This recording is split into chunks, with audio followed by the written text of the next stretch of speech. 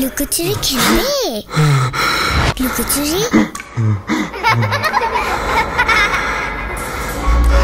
তুমি লুকাও, আমি ঠিকই তোমাকে খুঁজে পাবো।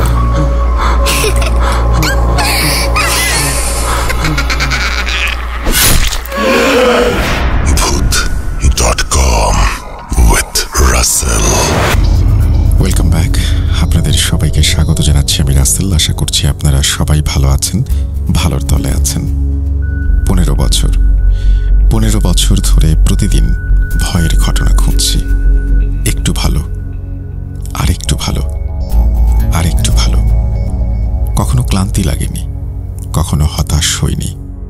খুঁজতে গিয়ে যখনই কোনো ভালো ঘটনা পাচ্ছি না এমন হয়েছে, তখনই দেখি কিছুক্ষণের মধ্যেই একটি ভালো ঘটনা সামনে এসে হাজির হয়েছে। কেউ না কেউ পাঠিয়েছেন আপনারা। এই ভালোবাসা আমাদের সামনে এগিয়ে যাবার প্রেরণা। আপনারা যখন সমালোচনা করেন, তখন আমার মনে হয় ভূত.com-এর প্রতি প্রবল ভালোবাসা থেকে সেটা করেন। কাছের মানুষেরাই ভালোবাসে, আবার একইভাবে সমালোচনা করে। যাই হোক, আজকেও অনেকগুলো ঘটনা খুঁজছিলাম। একটা পর্যায়ে আমি সিদ্ধান্ত নিলাম যে অনেক দিন ধরে আপনাদেরকে সিফাত আলমের ঘটনা শোনাইনি। সাবিত আলমের ঘটনা বেশ কিছুদিন ধরে শুনিয়েছি। সিফাত আলমের একটি ঘটনা আজকে আপনাদের শোনাতে চাই। যদি ভালো লাগে তাহলে প্রথম থেকে শেষ পর্যন্ত আমাদের সঙ্গে থাকবেন। চলুন কথা না বাড়িয়ে শুরু করা যাক।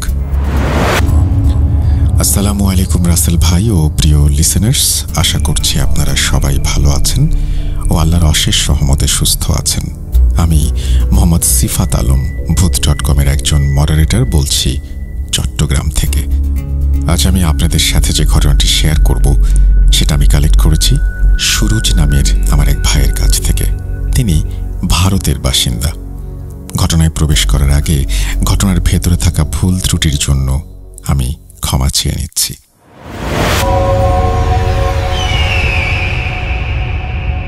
হিমাচলের ছোট ছোট পাহাড়ি গ্রামগুলো যেন পরাবাস্তব কোনো স্বপ্নের ফ্রেম। সবুজে ঢাকা ঢালু পাহাড়, পাইন আর দেবদারু গাছের ছায়ায় মোড়া সরু পথ, আর আকাশের গায়ে হেলান দিয়ে দাঁড়িয়ে থাকা চুপচাপ কুয়াশা।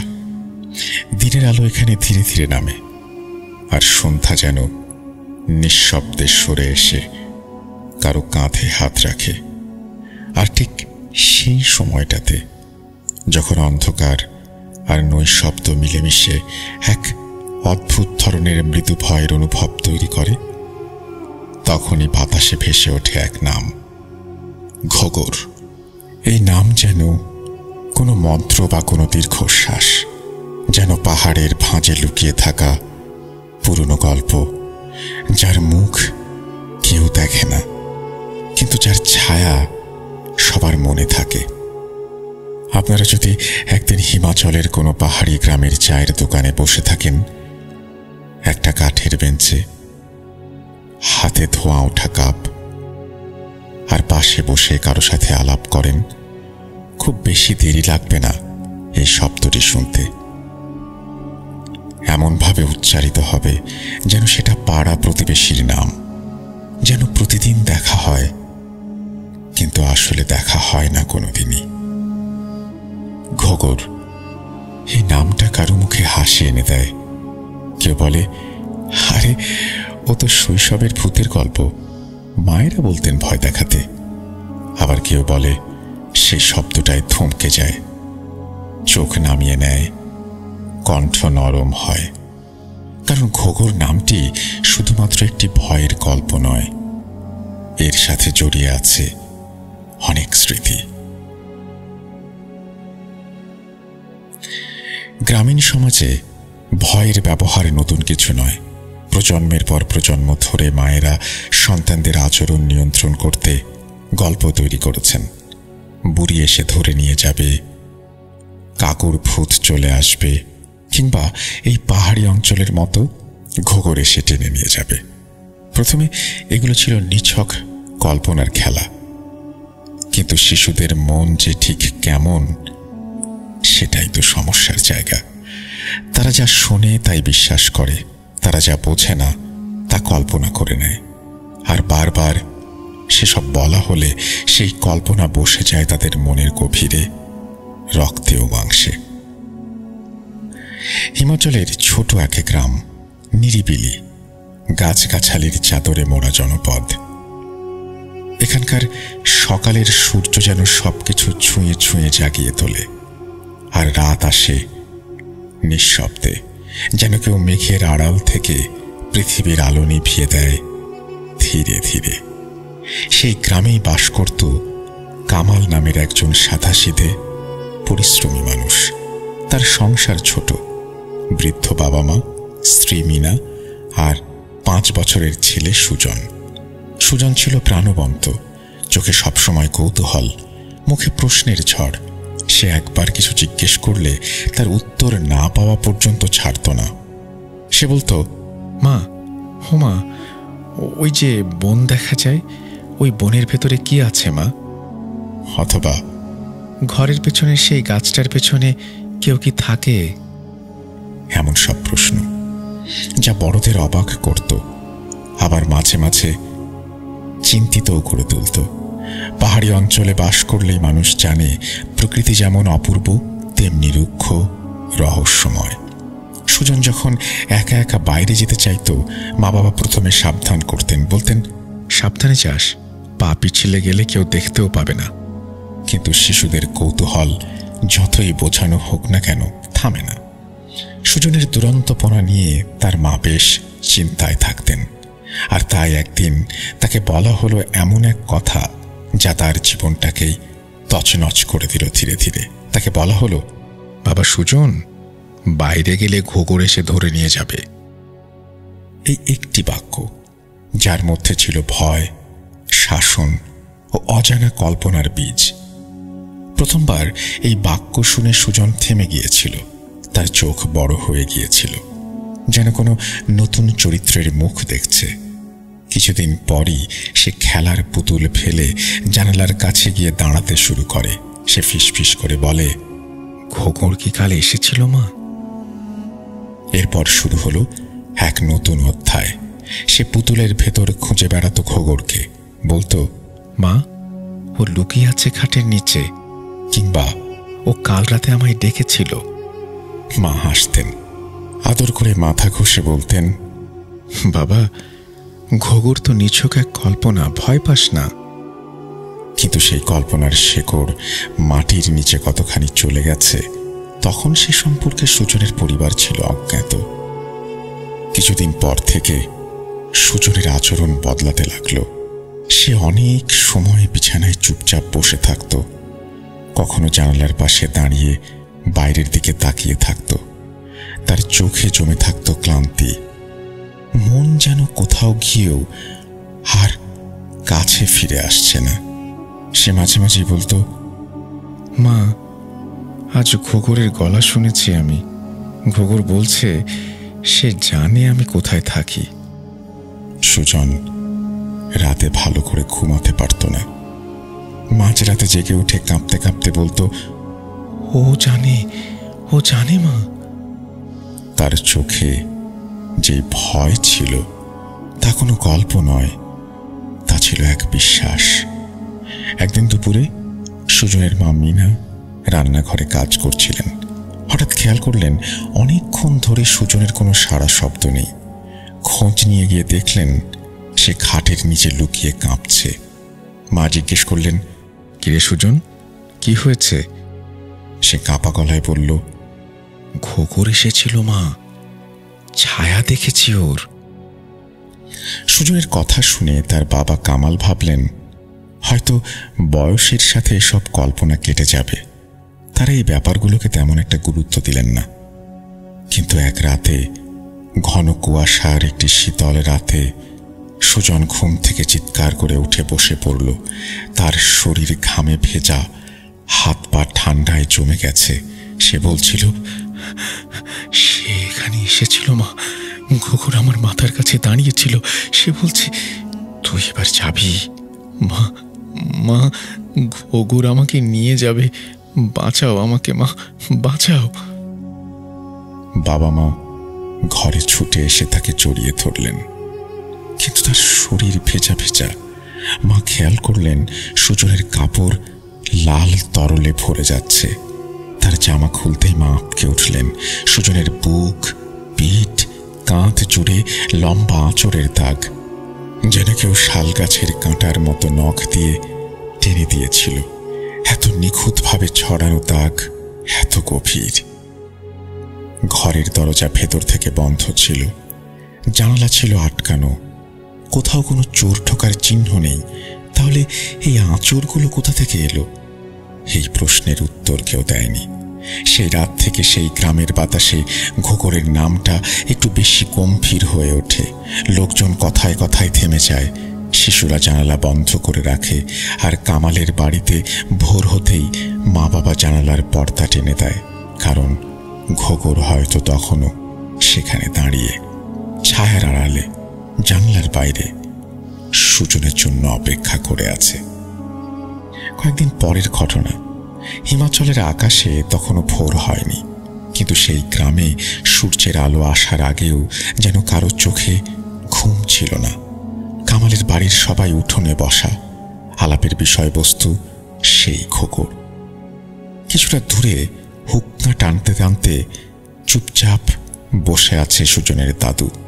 অনেকক্ষণ বাদে ধীরে ধীরে তিনি উঠে বললেন, আমি কাল রাতে উঠোনে উঠেছিলাম, জানো তো, একটা ছায়া দেখেছিলাম আমি। একদম সুজনের ঘরের পাশ দিয়ে চলে গেল নিঃশব্দে। ছায়াটার মাথায় দুইটা সুচালো শিং, জানি না কি সেটা। কামাল ও মিনার মুখ আতঙ্কিত হয়ে উঠল। এতদিন যেটাকে শিশুর কল্পনা বা বিভ্রম ভেবে এড়িয়ে গিয়েছিল, তা যেন এবার চোখের সামনে দাঁড়িয়ে ফিস ফিস করে বলে উঠল, আমি এসেছি। সেদিন ভোরেই তারা গ্রামের শিব মন্দিরে ছুটে গেলেন। পুরোহিত এলেন ঘরে। পুজো শুরু হলো। ধূপ, ধুনো, ঘণ্টা, শঙ্খ আর মন্ত্রের আওয়াজে কিছুক্ষণের জন্য যেন ঘরের ভার হালকা হয়ে এলো। সুজনের বিছানায় সুজন ঘুমিয়েছিল, মুখে কিছুটা ক্লান্তি, যেন শরীর কিছুটা প্রশান্ত। রাত পোহাতে বেশি দেরি ছিল না, আর সেই রাতেই আবার ঘুমের ভেতর ঘামে ভিজে গেল গা, গলা শুকিয়ে গেল, চোখ লাল, আর তার কাঁধে আবার আঁচড়ের দাগ। তাদের পরিবার এখন বুঝতে পারছিল এই ভয় বাইরে থেকে আসছে না, ভয় শুধু ওর ভেতরেই বাসা বাঁধেনি। এই যেন সত্যি ঘোকর যেন বাস্তবে রূপ নিয়েছে, যাকে কোনো সাধু পুরোহিতের সিঁদুর দিয়ে থামানো যাবে না। তখন কামাল বললেন, সুজনের মা, চলো আমরা গ্রামের বাইরে যাই, সেখানে এক তান্ত্রিকের কথা শুনেছি। দুপুরে তারা গেলেন এক পুরনো গুহার মতো আশ্রমে। সেখানে বসেছিলেন এক বৃদ্ধ, প্রায় অন্ধ, চোখ দুটি প্রায় সাদা হয়ে গেছে। তবুও মনে হচ্ছিল তিনি যেন সব দেখছেন। তার সামনে বসতেই তিনি চোখ বন্ধ করে বললেন, ছেলেটার উপরে ছায়া নেমেছে, ভয় তার ভেতরে ঢুকেছে। সে নিজেই এই সত্তাকে জন্ম দিয়েছে। সে শুধু আত্মা নয়, মনস্তত্ত্বের বন্দি জীবন। মিনা ফ্যাল ফ্যাল করে তাকিয়ে থাকলেন। বললেন, কি করা যায় এখন বাবা? সাধু বললেন, যে ভয় তোমরা ওর মনে ঢুকিয়েছ, সেটাই ওর জীবনকে তছনছ করেছে। এই ভয় ওর ভেতরে থেকে না তাড়াতে পারলে বাইরে যা করো সব বৃথা। মা বুঝতে পারলেন এই ভয় তার নিজেরই বানানো। সেই ছোট্ট ঘোঘর কথাটি, যেটা একদিন ছিল মজার ছলে উচ্চারণ করা, সেটাই আজ দাঁড়িয়ে আছে সন্তানের জীবন আর মৃত্যুর মাঝে। এর পরের দিনগুলো আরো ভয়ঙ্কর হয়ে উঠল। সুজন চুপ করে বসে থাকত, মাঝে মাঝে চোখ বড় বড় করে তাকিয়ে বলতো, আজকে ওর পায়ের নখ দেখেছি মা। তার পায়ের নখ ছিল অনেক বড়, অনেক লম্বা, আগের বার এমন ছিল না। তার চোখে ভয় জমতে থাকে, ঠোঁট কাঁপত, খেলনা নিয়ে খেলতো না, নিজের পুতুলগুলো ঘরের কোণে দাঁড় করিয়ে রেখে বলতো, শোনো, তোমরা কেউ কথা বলো না, ও কিন্তু রেগে যাবে। একদিন মা দেখলেন সে কাগজে কিছু একটা আঁকছে। এগিয়ে গিয়ে আঁচ করতে পারলেন পুরো কাগজ জুড়ে আঁকা এক বিশাল ছায়ামূর্তি। চোখে লাল আগুনের ছোপ, হাতে নখ, নখে রক্তের দাগ, নিচে লেখা, ঘোগর আমার বন্ধু। কিন্তু আজকাল কোনো কারণ ছাড়াই সে রেগে যায়। কিছুদিন পর সুজনের আচরণ আরো বদলে গেল। বাবার বুকের ওপর চড়ে বসে সে বুকে আঁচড় দিয়ে ক্ষতবিক্ষত করত। সেদিন রাতেই সিদ্ধান্ত নেওয়া হলো সুজনকে শেকলে বাঁধতে হবে। ডাক্তার, পুরোহিত, সাধু কোনো কিছুতেই কাজ হচ্ছে না। যদি কোনো পদক্ষেপ নেওয়া না হয় তাহলে হয়তো একদিন সে বেরিয়ে যাবে সেই খোকরের সঙ্গে। গায়ে গামছা বেঁধে নরমভাবে শেকল পরানো হলো। দরজা বন্ধ করে দেয়া হলো বাইরে থেকে। মা পাশে বসে কাঁদলেন, ফিস ফিস করে বললেন, তুই রাগ করিস না বাবা, আমি তোকে খুব ভালোবাসি। সুজন চুপচাপ তাকিয়ে রইল। তার মুখে অভিমান, কিন্তু চোখে বোঝার ইঙ্গিত। তবু সেই রাতটাও শান্ত থাকল না। হাত ঘুমে হঠাৎ এক চিৎকার, কাঁপা কাঁপা গলায় সে বলছিল, ও বলছে সময় হয়ে গেছে, দরজা খুলে দাও। তার গলার স্বর একেবারে শুকনো। সে বিছানায় লাফালাফি করছে। মা কান্না করতে করতে পানি ছিটিয়ে দিলেন মুখে। কিছুক্ষণের মধ্যে সে নিঃশ্বাস হারিয়ে অচেতন হয়ে পড়ল। চোখ বন্ধ, ঠোঁট ফ্যাকাশে। সকালে পাড়ার এক বৃদ্ধা এলেন, বললেন, ছেলেটার মন এখন আর ওর নিজের মধ্যে নেই। ভয় ওর মনকে দখল করেছে। ওর কল্পনাটাকে বাস্তবে রূপ দিতে কোনো শয়তানের আগমন ঘটেছে, যাকে সে ঘোগর নাম দিয়েছে। ঘোগরের সঙ্গে এ ধরনের চুক্তি হয়ে গেছে ওর। এখন ও নিজের শরীরে একা নয়। এই কথা শুনে মা বাবা কাঁপতে লাগলেন। তার মানে সুজনকে এখন ঘোগরের ঘরে একটা শিশু যে শুধু সামান্য কল্পনা করতে পারে, আজ সেই কল্পনার জন্য তার জীবন ধীরে ধীরে মৃত্যুর দিকে এগিয়ে যাচ্ছে। সেদিনের পর থেকে রাতগুলো হয়ে উঠল অসহনীয়। ঘর জুড়ে কুয়াশা, বাতাসে ভারী শব্দ, কারো ছায়া যেন জানালার পাশে দাঁড়িয়ে, কিন্তু চেয়ে দেখলে কেউ নেই। মাঝে মাঝে শেকলের আওয়াজ, পায়ের হালকা টান, ছাদের পাটাতনের ওপর কারো ধীরে হাঁটার শব্দ। এক রাতে সুজন ঘুমের মধ্যেই বলে উঠল, মা, আমার পিপাসা পেয়েছে। মা পানি নিয়ে ঘরে ঢুকলেন। সুজন ঘুমিয়ে, নিঃশ্বাস স্থির। তিনি বিছানার পাশে পানি রেখে মাথায় হাত রাখলেন। তার পা বরফের মতো ঠান্ডা। শরীরের ওপর কাপড় সরাতেই দেখলেন শিকল আলগা, কিন্তু তালা ঠিকঠাক। এত ভারী কিছু হঠাৎ এভাবে আলগা হয়ে যেতে পারে না। তিনি উঠে ঘর ছাড়লেন, কিন্তু তারপরেই শোনা গেল ঠেক ঠেক শেকলের টান, যেন কেউ হাঁটছে ধীরে ধীরে, দরজার দিকে এগিয়ে আসছে। তারপর শোনা গেল ফিস ফিস দুজন মানুষের গলা, হাসির আওয়াজ, রাগী স্বর, হঠাৎ থেমে যাওয়া। সব মিলিয়ে যেন ঘরের ভেতরে একটা গোপন সভা চলছে। মা ও বাবা একসাথে উঠে গেলেন। দরজার কাছে দাঁড়িয়ে তারা দেখলেন বাতাস যেন ঘরের ভেতর চলাফেরা করছে। দরজা খুলে ভেতরে ঢুকলেন। সুজন ঘুমিয়ে, জানালার পর্দা তুলছে, বাতাস চলাচল করছে, কিন্তু ঘরের ভেতর কোনো কিছু নেই। কিন্তু কিছু একটা ছিল, একটা দৃষ্টি, মায়ের মনে হলো ঘরের প্রতিটি কোণ থেকে কেউ তাদের দিকে তাকিয়ে আছে, অথচ কোথাও কিছু নেই। কিন্তু তবু সে না থেকেও আছে। সেই রাতে ঘরের জানালায় বাইরে থেকে কেউ 3 বার আঙুল ঠেকিয়ে টক টক টক আওয়াজ করল, কিন্তু বাইরে কেউ ছিল না।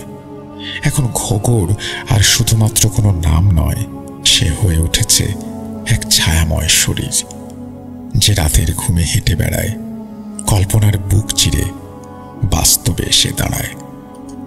আর সুজন, সে এখন কেবল একটা শিশু নয়, সে এখন এক দরজা, যার ওপাশে কিছু একটা অপেক্ষা করে আছে, হয়তো খবর। একের পর এক রাত কেটে যাচ্ছে নিঃশব্দে, নিঃশ্বাস চেপে। শুয়েছিল সবাই, কেউ ঘুমায়নি।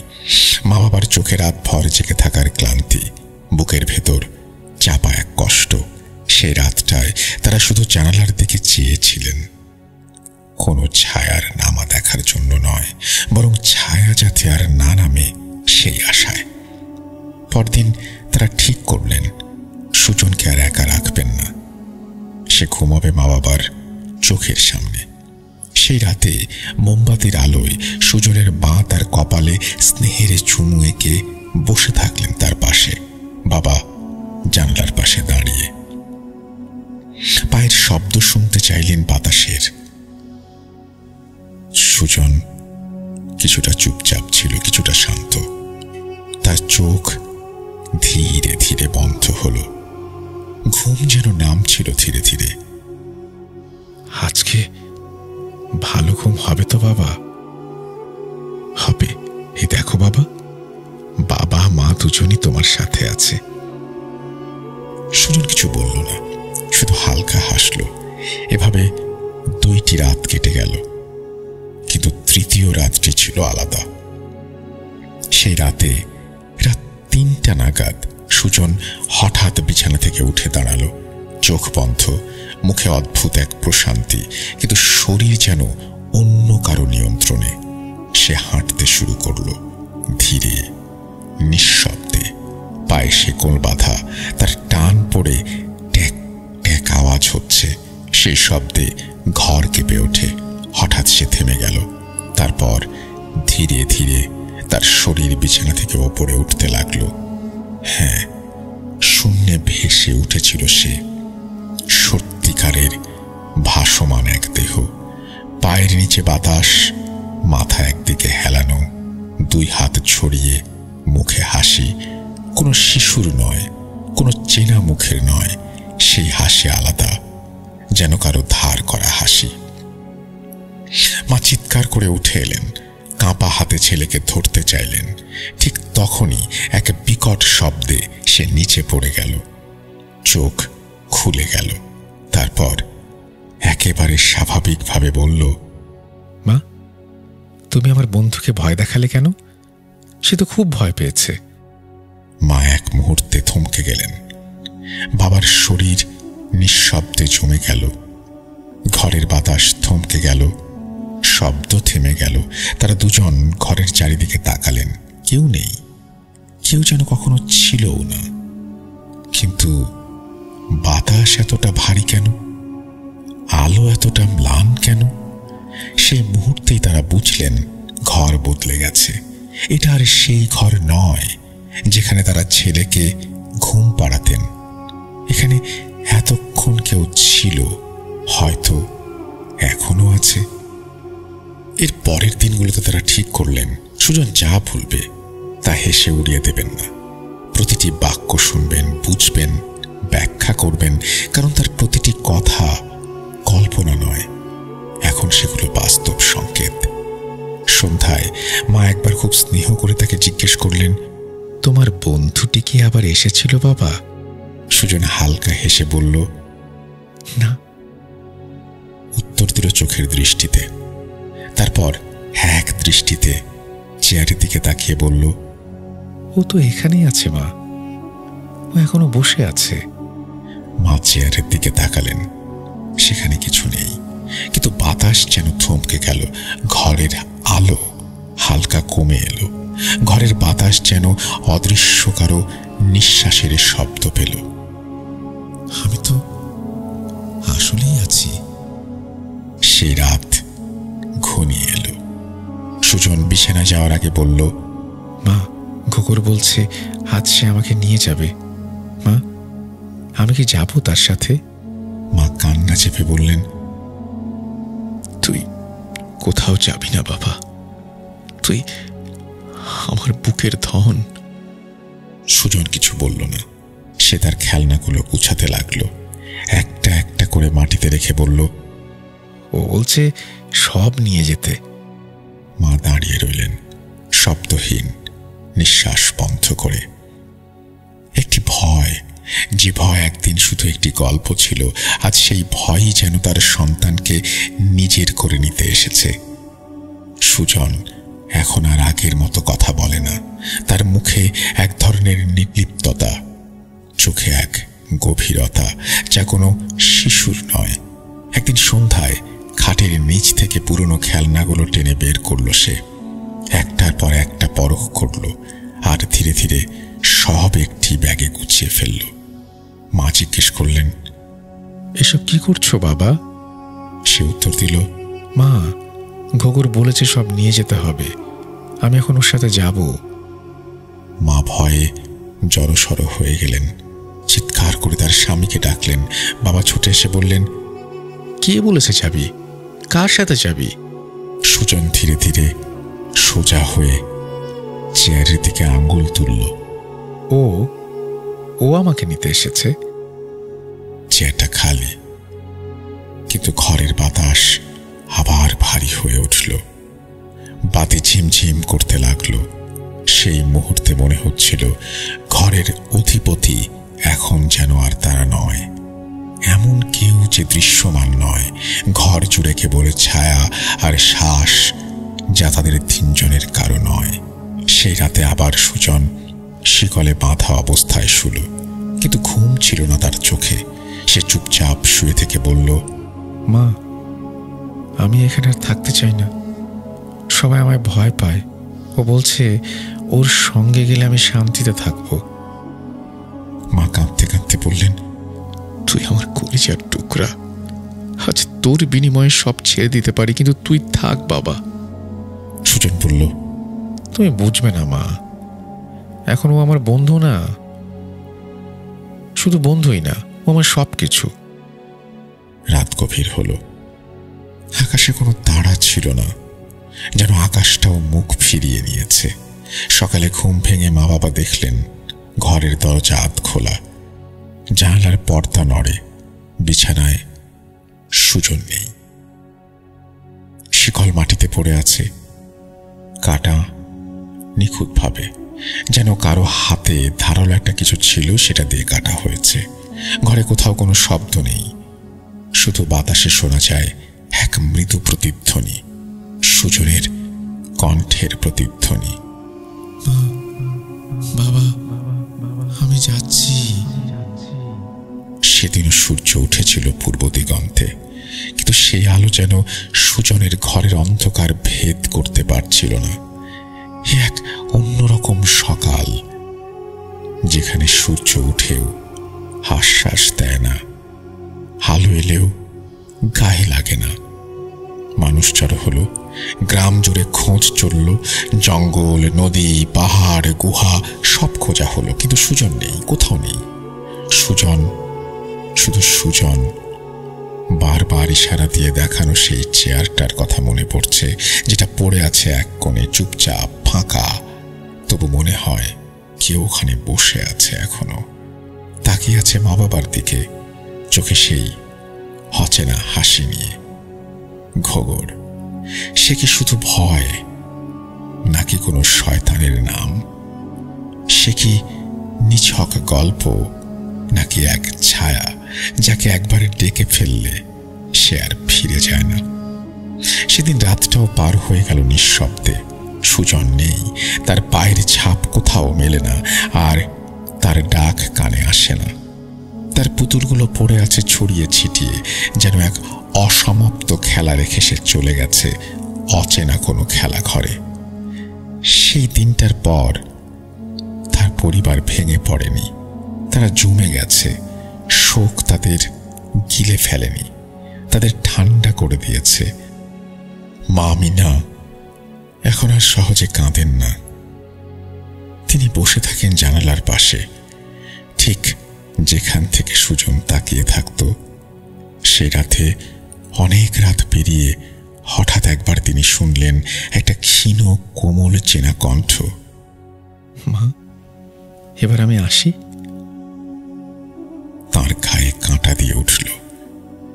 তিনি উঠে দাঁড়ালেন, জানালার পাশে এলেন, বাইরে তাকালেন। কুয়াশার পর্দা নেমে আছে পুরো উপত্যকায়। কোথাও কেউ নেই, শুধু বাতাস বইছে, কিন্তু তার শব্দে যেন কারো পায়ের ছাপ।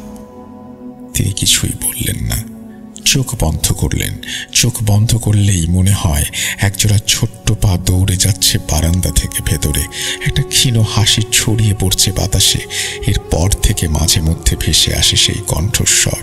কখনো দরজা খুলে যায়, কখনো পুতুল একটু নড়ে ওঠে, কখনো সুজনের খাটের নিচে শোনা যায় শ্বাস ফেলার শব্দ। ধীরে ধীরে যেন কেউ ঘুমোচ্ছে।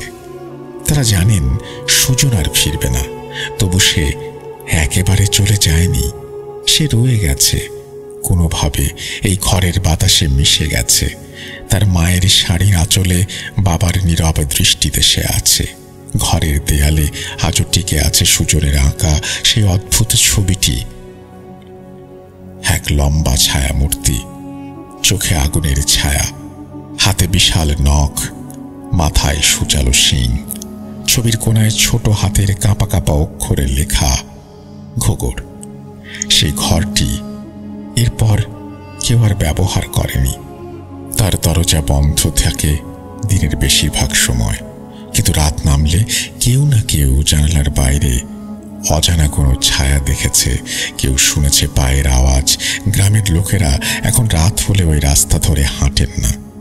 এক একজন দূর থেকে আঙুল তুলে বলেন, ওই ঘরটা নাকি সুজন রেখে গেছে তার বন্ধুর জন্য, ঘোগরের জন্য। এই ঘটনাটি এখানেই শেষ হওয়ার কথা ছিল না, কিন্তু বাস্তবে ঘটনায় শেষ বলে কিছু থাকে না। আজ আমি আপনাকে এই ঘটনাটি বলছি শুধু ভয় পাওয়ানোর জন্য নয়। এই গল্পটি একটি সতর্কতা, এটা একটা আয়না, একটা শিক্ষা। আপনি যদি কখনো আপনার সন্তানকে ভয় দেখিয়ে কিছু বোঝাতে চান, তবে একটু থামুন, ভাবুন আপনার বলা সেই বাক্যটি একদিন আপনার সন্তানের কল্পনার ঘরে বাসা বাঁধবে কিনা। ভয় একটি অস্ত্র, তবে এই অস্ত্রের ফল ছুরি থেকে ধারালো। শিশুর মন একরকম ক্যানভাস, আপনি যা আঁকবেন সে তাই বিশ্বাস করবে। কিন্তু সমস্যা হচ্ছে শিশুর কল্পনার সামনে আমাদের যুক্তির জায়গা নেই। তারা যে কল্পনা, তারা যে চরিত্রগুলোকে ভয় পায়, সেই চরিত্রকে তারা জীবন দিয়ে সত্যি করে ফেলে। আপনি যদি তাকে বলেন ঘুঘুরে সে ধরে নিয়ে যাবে, তবে একদিন সে জানালার পাশে দাঁড়িয়ে থাকবে তাকে নিয়ে যাওয়ার অপেক্ষায়। সুজন হয়তো কল্পনা করেছিল, কিন্তু সেই কল্পনা একদিন অশুভ কোনো ছায়ায় পরিণত হয়ে উঠেছিল। সে যার অস্তিত্ব বিশ্বাস করেছিল, আর তার সঙ্গে সে চলে গেছে, ফিরে আসেনি। আমরা বড়রা ভাবি একটু ভয় দেখালে ক্ষতি কি, কিন্তু ভয় কখনো একটু হয় না। ভয় একবার জন্ম নিলে সে রূপ নেয়, নিজের হাত পা গজায়। এই ঘটনার চরিত্রে হয়তো আপনিও আছেন। আপনি যদি চোখ বন্ধ করেন, শুনতে পাবেন পাহাড়ি হিম হাওয়ার শব্দ, দূর থেকে কোনো বুনো পাখির ডাক, আর নিঃশব্দে একটি ছোট্ট কণ্ঠস্বর, মা আমি আসি। প্রিয় লিসেনার্স, আজকের ঘটনাটি বেশ আলাদা। আমি নিজে যখন শুনছিলাম তখন কেন জানি না আমিও ঘোগরকে যেন দেখতে পাচ্ছিলাম, সুজনের অবস্থা অনুভব করতে পারছিলাম। ভয় এমন এক জিনিস যার পরিণতি কখনো ভয়ানক হয়ে যেতে পারে, কেননা ভয় আমাদের মস্তিষ্ক থেকে আমাদের মনে প্রবেশ করে, আমাদেরকে গ্রাস করে ফেলে। আজকের মতো বিদায় নিচ্ছি, ফিরে আসব নতুন কোনো এপিসোডে নতুন কোনো ঘটনা নিয়ে। আসসালামু আলাইকুম। এই বলে সিফাত আলম তার ঘটনা শেষ করেছেন। সিফাত আলম, আপনাকে অসংখ্য ধন্যবাদ আপনার ঘটনার জন্য। আশা করছি আপনার এই ঘটনাটি যারা শুনলেন তাদের আপনাদেরও ভালো লেগেছে। আপনি আমাদের সঙ্গেই থাকুন এবং যারা শুনছেন তারাও আশা করব প্রথম থেকে শেষ পর্যন্ত আমাদের এপিসোডটি শুনবেন। আমি আবারও বলছি, বারবার বলতে ভালো লাগে না, তারপরেও বলতে চাই যে আপনি অবশ্যই, অনেক মানুষ আছেন যারা শুনছেন আমাদের এখনও সাবস্ক্রাইব করেনি, দয়া করে সাবস্ক্রাইবটা করে ফেলুন অ্যান্ড বেল আইকনটি প্রেস করে রাখুন যাতে আপনি সমস্ত নোটিফিকেশান পেয়ে যান। আমরা চলে যাব আমাদের পরবর্তী ঘটনায়।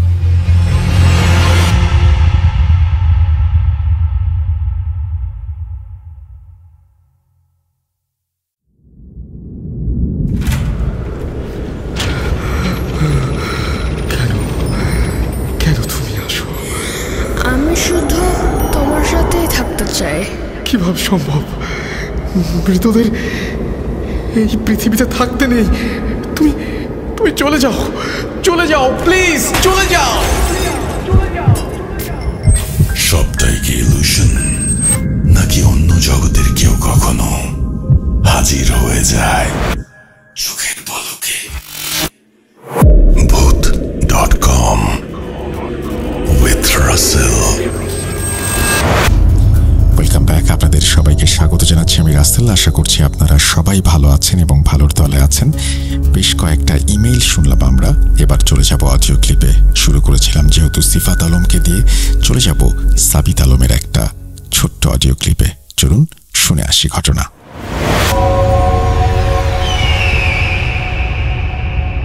আসসালামু আলাইকুম রাসেল ভাই এবং প্রিয় শ্রোতা বন্ধুরা, আশা করি আপনারা সকলে ভালো আছেন এবং সুস্থ আছেন।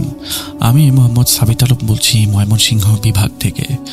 আমি আজকে আপনাদের সামনে হাজির হয়েছি নতুন একটি ঘটনা নিয়ে, যেই ঘটনাটি আমি কালেক্ট করেছি ইরাম নামের একজন আপুর কাছ থেকে। ইরাম আপু যে ঘটনাটি আমাকে বলেছেন সেই ঘটনাটি আসলে মূলত ওনার বোনকে নিয়ে, ওনার ছোট বোন আলিনা। সরাসরি ঘটনায় চলে যাই, চলুন প্রিয় লিসনার্স। তো ইরাম আপু যা বলেছেন যে ওনারা দুই বোন এবং ওনার বয়স তখন 14 বছর ছিল এবং ওনার বোনের বয়স ছিল তখন 10 বছর। এজ ডিফারেন্স থাকার পরেও ওনাদের দুই বোনের মধ্যে সম্পর্কটা ছিল খুবই সুন্দর, খুবই ভালো একটা সম্পর্ক। আলিনা এমন একটা মেয়ে ছিল যে সারাদিন কারো না কারোর সাথে কথা বলতো। কখনো হয়তো পারি যে মার সাথে কথা বলছে, কখনো বাবার সাথে, আবার কখনো ইরাম আপুর সাথে। এছাড়াও কাজের মহিলাদের সাথে ওর খুব ভালো একটা সম্পর্ক ছিল। মেয়েটা খুব দয়ালু ছিল। কিন্তু হঠাৎ করেই একদিন আস্তে আস্তে আলিনার যেই স্বভাব আচরণ আছে সেগুলো কেমন যেন চেঞ্জ হয়ে যায়। আলিনার যত ধরনের সমস্যাই হোক বা যাই হোক, ও সবসময় ইরাম আপুর সাথে শেয়ার করত। একদিন আলিনা এবং ইরাম আপু দুজনে একই স্কুলে পড়াশোনা করতেন এবং একদিন স্কুল থেকে ফেরার পথে উনি দেখলেন কি যে আলিনা খুবই সিরিয়াস টাইপের মুডে রিক্সায় বসে আছে। তো উনি জিজ্ঞাসা করলেন যে কি ব্যাপার আলিনা, তুমি তো প্রতিদিন তোমার স্কুলে কি হলো, কোন টিচার কি বলেছে, কোন টিচার কি পড়িয়েছে, কোন ফ্রেন্ডের সাথে কি হয়েছে, সবকিছুই তো আমাকে তুমি বলো। আজকে এমন কি হলো যে তুমি কিছু বলছো না? আলিনা কোনো কথা বলে না। ইরাম আপু চিন্তা করলেন যে আলিনার জ্বর হলো কিনা। এই কথা চিন্তা করে উনি কি করলেন, আলিনার মাথায় হাত দিতে লাগলেন। কিন্তু আলিনা কি করলো, হাতটা ঝাটকা দিয়ে সরিয়ে ফেলে দিল। উনি তখন আলিনাকে বললেন যে আলিনা, এটা কেমন বেয়াদবি, তুমি তো কখনো এরকম করো না, এগুলি তুমি কোত্থেকে শিখছো? তখন আলিনা বলল কি যে চুপ করো, আমাকে একা থাকতে দাও। তো এই কথা শুনিয়ে ইরাম আপু কিছুটা কষ্ট পেয়ে গেলেন এবং উনি তখন আর আলিনাকে কিছু বলেন না। উনিও চলে গেলেন আর কি রিক্সাতে, দুজন একসাথে বাসায় ঢোকার পরে উনি দেখলেন আলিনা সরাসরি নিজের রুমে চলে গেল আর আপু নিজের মতো নিজের রুমে গেলেন। গোসল করে এসে উনি খাবার টেবিলে বসলেন ওনার আম্মুর সাথে। তো ওনার আম্মু তখন ওনাকে জিজ্ঞেস করছেন যে তোমার ছোট বোন কোথায়? তো উনি বললেন কি ওর মনে হয় আজকে মন মেজাজটা খুব বেশি একটা ভালো না, ও আমার সাথে বেয়াদবি করেছে। তো এই কথা শুনে ইরাম আপুর আম্মু ওপরে চলে গেলেন আলিনাকে দেখার জন্য এবং যখন উপরে গেলেন তার 2-3 মিনিট পরেই উনি ডাকা শুরু করলেন ইরাম আপুকে, কারণ ইরাম আপু তখনও খাওয়া দাওয়াতেই ব্যস্ত ছিলেন। তা ওনার মায়ের ডাক শুনে উনি যখন উপরের দিকে চলে যান তখন দেখেন যে ইরাম আপু আর ওনার আম্মু দেখেন যে আলিনা অজ্ঞান হয়ে পড়ে আছে বিছানায়, কোনো রেসপন্স করছে না। তো সাথে সাথে ওকে হসপিটালে নিয়ে যাওয়া হয় এবং তখন ওনার বাবাকেও কল দিয়ে জানানো হয় যে আলিনার এরকম অবস্থা। তো ওনার বাবা হসপিটালে চলে আসেন। ডাক্তার ওনাকে স্যালাইন দেয় এবং বলে যে ডিহাইড্রেশনের কারণে আর অত্যাধিক গরমের কারণে সে সেন্সলেস হয়ে গেছে। কিন্তু তখন দিন আসলে এত বেশি গরমও ছিল না, আর এর থেকে বেশি গরমও পার করেছে আলিনা। তারপরও ডাক্তারের কথার উপরে কি বলা যাবে। তো প্রায় মোটামুটি 2 ঘন্টা পরে আলিনার যখন জ্ঞান ফেরে, তখন আলিনা জিজ্ঞেস করে যে তাকে এখানে কেন আনা হয়েছে। তখন ইরামাপুর আম্মু ওকে কিছুটা সান্ত্বনা দিয়ে বলে যে তোমার আসলে শরীর খারাপ হয়েছিল, তো তাই ডাক্তার আঙ্কেলের কাছে চেক আপ করাতে আনছি, চিন্তার কোনো কারণ নাই। তো আলিনা বিছানা থেকে ওঠার অনেক চেষ্টা করলো, কিন্তু সে উঠতে পারছিল না, কারণ তার শরীর আসলে খুবই টায়ার্ড ছিল। ডাক্তার বললো মোটামুটি 2-3 দিন এখানে থাকতে হবে টু গেট রিকভার্ড। মোটামুটি 2-3 দিন সেখানে তারা থাকলেন। ওয়ার্ডে শিফট করা হলো আলিনাকে, এবং ওখানে থাকার পরে মোটামুটি যখন আলিনা চলতে ফিরতে পারছে তখন তাকে ডিসচার্জ করে বাসায় নিয়ে আসা হয়। কিন্তু বাসায় আসার পরে আলিনার অবস্থা একরকম বদলেই গেল। যেমন ওর রুম থেকে কোথাও বেরোতো না, হয়তো কখনো ছাদের দিকে তাকিয়ে আছে, ছাদ দেখছে, ফ্যান ঘোরা দেখছে, আবার কখনো ঘুমাচ্ছে। খাওয়া দাওয়ার প্রতি তার কোনো ধরনের লোভ নেশা কিচ্ছু নাই। ইরামাপুর আম্মু যদি জোর করে খাওয়াতেন গিয়ে তাহলে খেত, আর না হলে খেত না। কোনো জায়গায় যায় না, ডাইনিং রুমে আসে না, টিভির রুমে যায় না। কাজের যেই খালার সাথে তার খুব ভালো সম্পর্ক ছিল, ওনার সাথেও কোনো ধরনের কোনো কথাবার্তা যোগাযোগ কিচ্ছু নেই। তো এমন অবস্থায় ইরামাপুরদেরকে ডাক্তার যে আগে দেখানো হয়েছিল আলিনাকে, ওই ডাক্তারের পরামর্শে আলিনাকে দেখানো হলো একজন সাইকিয়াট্রিস্ট। তো সাইকিয়াট্রিস্টের কাছে ট্রিটমেন্ট নিতে থাকলো আলিনা। এভাবে প্রায় 8-9-10 সেশন যাওয়ার পরে ডাক্তার কিছুটা হতবাক এবং ডিসঅ্যাপয়েন্টেড যে এটা হচ্ছে আমার প্রথম এমন রোগী যে এতগুলি সেশনের পরেও বিন্দুমাত্র উন্নতি দেখায় নাই, বা বিন্দুমাত্র কোনো ধরনের কোনো ইমপ্রুভমেন্ট সে দেখালো না, বরঞ্চ আরো ডাউনগ্রেড হয়ে যাচ্ছে। So maybe it's not possible here, I can not do it. তো ওনাকে সাইকিয়াট্রিস্টের কাছ থেকে নিয়ে আসা হয়। বাসায় আসার পরে আলিনার অবস্থা আগের মতোই চলতে থাকে। তা আলিনার একটা অভ্যাস ছিল যে সে তেলাপোকা খুব বেশি ভয় পেত, খুবই ভয় পেত তেলাপোকা। ইভেন টিভিতে যদি তেলাপোকার কোনো অ্যাডও আসতো আর ওখানে যদি তেলাপোকা দেখানো হতো, তাহলে আলিনা সেখান থেকে সরে যেত বা টিভিটা বন্ধ করে চোখ বন্ধ করে রাখতো। কিন্তু ইরামাপু একদিন সন্ধ্যার পরে আলিনার রুমে যখন যায়, উনি দেখেন যে আলিনার হাতে বড় একটা তেলাপোকা, এবং ওই তেলাপোকাটাকে সে চাপ দিয়ে ধরে আছে। তেলাপোকা বেচারা পা ছড়িয়ে বের হওয়ার চেষ্টা করছে, কিন্তু পারছে না। তো এই দৃশ্য দেখে ইরামাপু আন্টিকে ডাক দিলেন, ওনার মাকে আর কি ডাক দিয়ে বললেন যে দেখো মা, তোমার মেয়ে কি করছে। তা আন্টি এসে এই দৃশ্য দেখে কিছুটা ভয় পেয়ে যান এবং কাজের মহিলাকে ডাক দেন, বলেন যে তুমি ওকে সরাও, ওর হাত থেকে তেলাপোকা সরাও। তো তারপরে কাজের মহিলা অনেক কষ্ট করে ওনার হাত থেকে তেলাপোকাটা সরানোর পরে ওয়াশরুমে গিয়ে হাত ধুয়ে আনার পরে আলিনা যখন বিছানায় শয়, তখন ওনার আম্মু ওনাকে জিজ্ঞেস করে যে আলিনা, তুমি তেলাপোকাটা ওইভাবে কেন ধরেছিলা? তখন আলিনা আপু বলে, মা তুমি কোন তেলাপোকার কথা বলছো? আমি কেন তেলাপোকা ধরবো? তুমি জানো না আমি তেলাপোকা কেমন ভয় পাই? আমি তো কোনো তেলাপোকা ধরি নাই, কি বলো এগুলো? তো এই কথা বলে আলিনা অপর পাশে ফিরে ঘুমিয়ে পড়ল। তো অনেক ডাক্তার দেখানো হলো, মাঝখানে অনেক কিছুই চিকিৎসা করানো হলো, কিন্তু কোনো লাভ হচ্ছিল না। এই পর্যায়ে একদিন ওনাদের কাজের যে মহিলা ছিল, উনি আলিনা আপুর আম্মুকে ডেকে বললেন যে আপা, আমার মনে হয় আসলে ছোট আপুর সাথে কোনো জিন ঘটিত বা জাদু ঘটিত কোনো সমস্যা হচ্ছে। আপনারা চাইলে কোনো পীর ফকির বা হুজুর দেখাতে পারেন কিন্তু। তো আলিনা আপুর আম্মু বললেন যে না, এই সমস্ত জিনিস থেকে আমাদেরকে দূরে রাখো, আমরা এগুলো বিষয়ে বুঝিও না, এগুলো বিষয়ে আমরা বিশ্বাস করি না, তুমি চুপ থাকো এগুলো নিয়ে। তো কাজের মহিলা আর কোনো কথা বাড়ালেন না। তো এরপরে একদিন হচ্ছে ইরামাপুর আব্বু জিনিসগুলো নিয়ে খুবই চিন্তা করছিলেন, এবং একদিন কি করলেন, সবাই একসাথে ডাইনিং রুমে বসা হলো, আলিনাকেও ডাইনিং রুমে ডাকা হলো, এবং আলিনার আব্বুকে বললেন যে মা দেখো তোমার কি সমস্যা আমাদেরকে বলো, যদি কোনো সমস্যা থাকে আমাদেরকে না বলে তুমি আর কাকে বলবা বলো। তখন আলিনা হচ্ছে একটু রেগে গিয়ে বলে কি যে আমার তো কোনো সমস্যা নাই, তোমাদের সমস্যা আছে আমাকে নিয়ে, আমি ঠিকই আছি, শুধু শুধু তোমরা আমাকে কেন বিরক্ত করো। এই কথা বলে সে ডাইনিং রুম থেকে উঠে চলে গেল। এরপরে একদিন আলিনা আপুর যে বাবা ছিল ওনার একজন বন্ধু আসে বাসায়। তো বন্ধু বাসায় আসার পরে ওনার বন্ধুকে জুস দেওয়ার জন্যে রান্নাঘরে হচ্ছে কাজের মহিলাটা চলে যায়, লেবুর শরবত বানায়, লেবুর জুস করে নিয়ে আসছিল। তখন ওই দেখে আলিনা বলে কি যে আমি দিয়ে আসছি জুসটা, এই বলে গ্লাসটা হাতে নিয়ে আসে। এবং গ্লাসটা হাতে নিয়ে আসার পরে ও কি করে ওই আলিনা আপুর যে বাবার বন্ধু তার সামনে ধরে। এবং ওই টাইমে ইরাম আপু শুনতে পারেন যে ওনার বাবা ড্রয়িং রুম থেকে চিৎকার করছে যে তুমি যাও, এখান থেকে যাও, আর এটা পরিষ্কার করো, এরকম করে কাজের মহিলাকে বলছে। উনি যখন ড্রয়িং রুমে গেলেন, ইরাম আপু যখন ড্রয়িং রুমে গেলেন তখন দেখতে পারলেন যে কাঁচের গ্লাস পরে ভেঙে আছে এবং আলিনা দৌড়ে নিজের রুমের দিকে যাচ্ছে।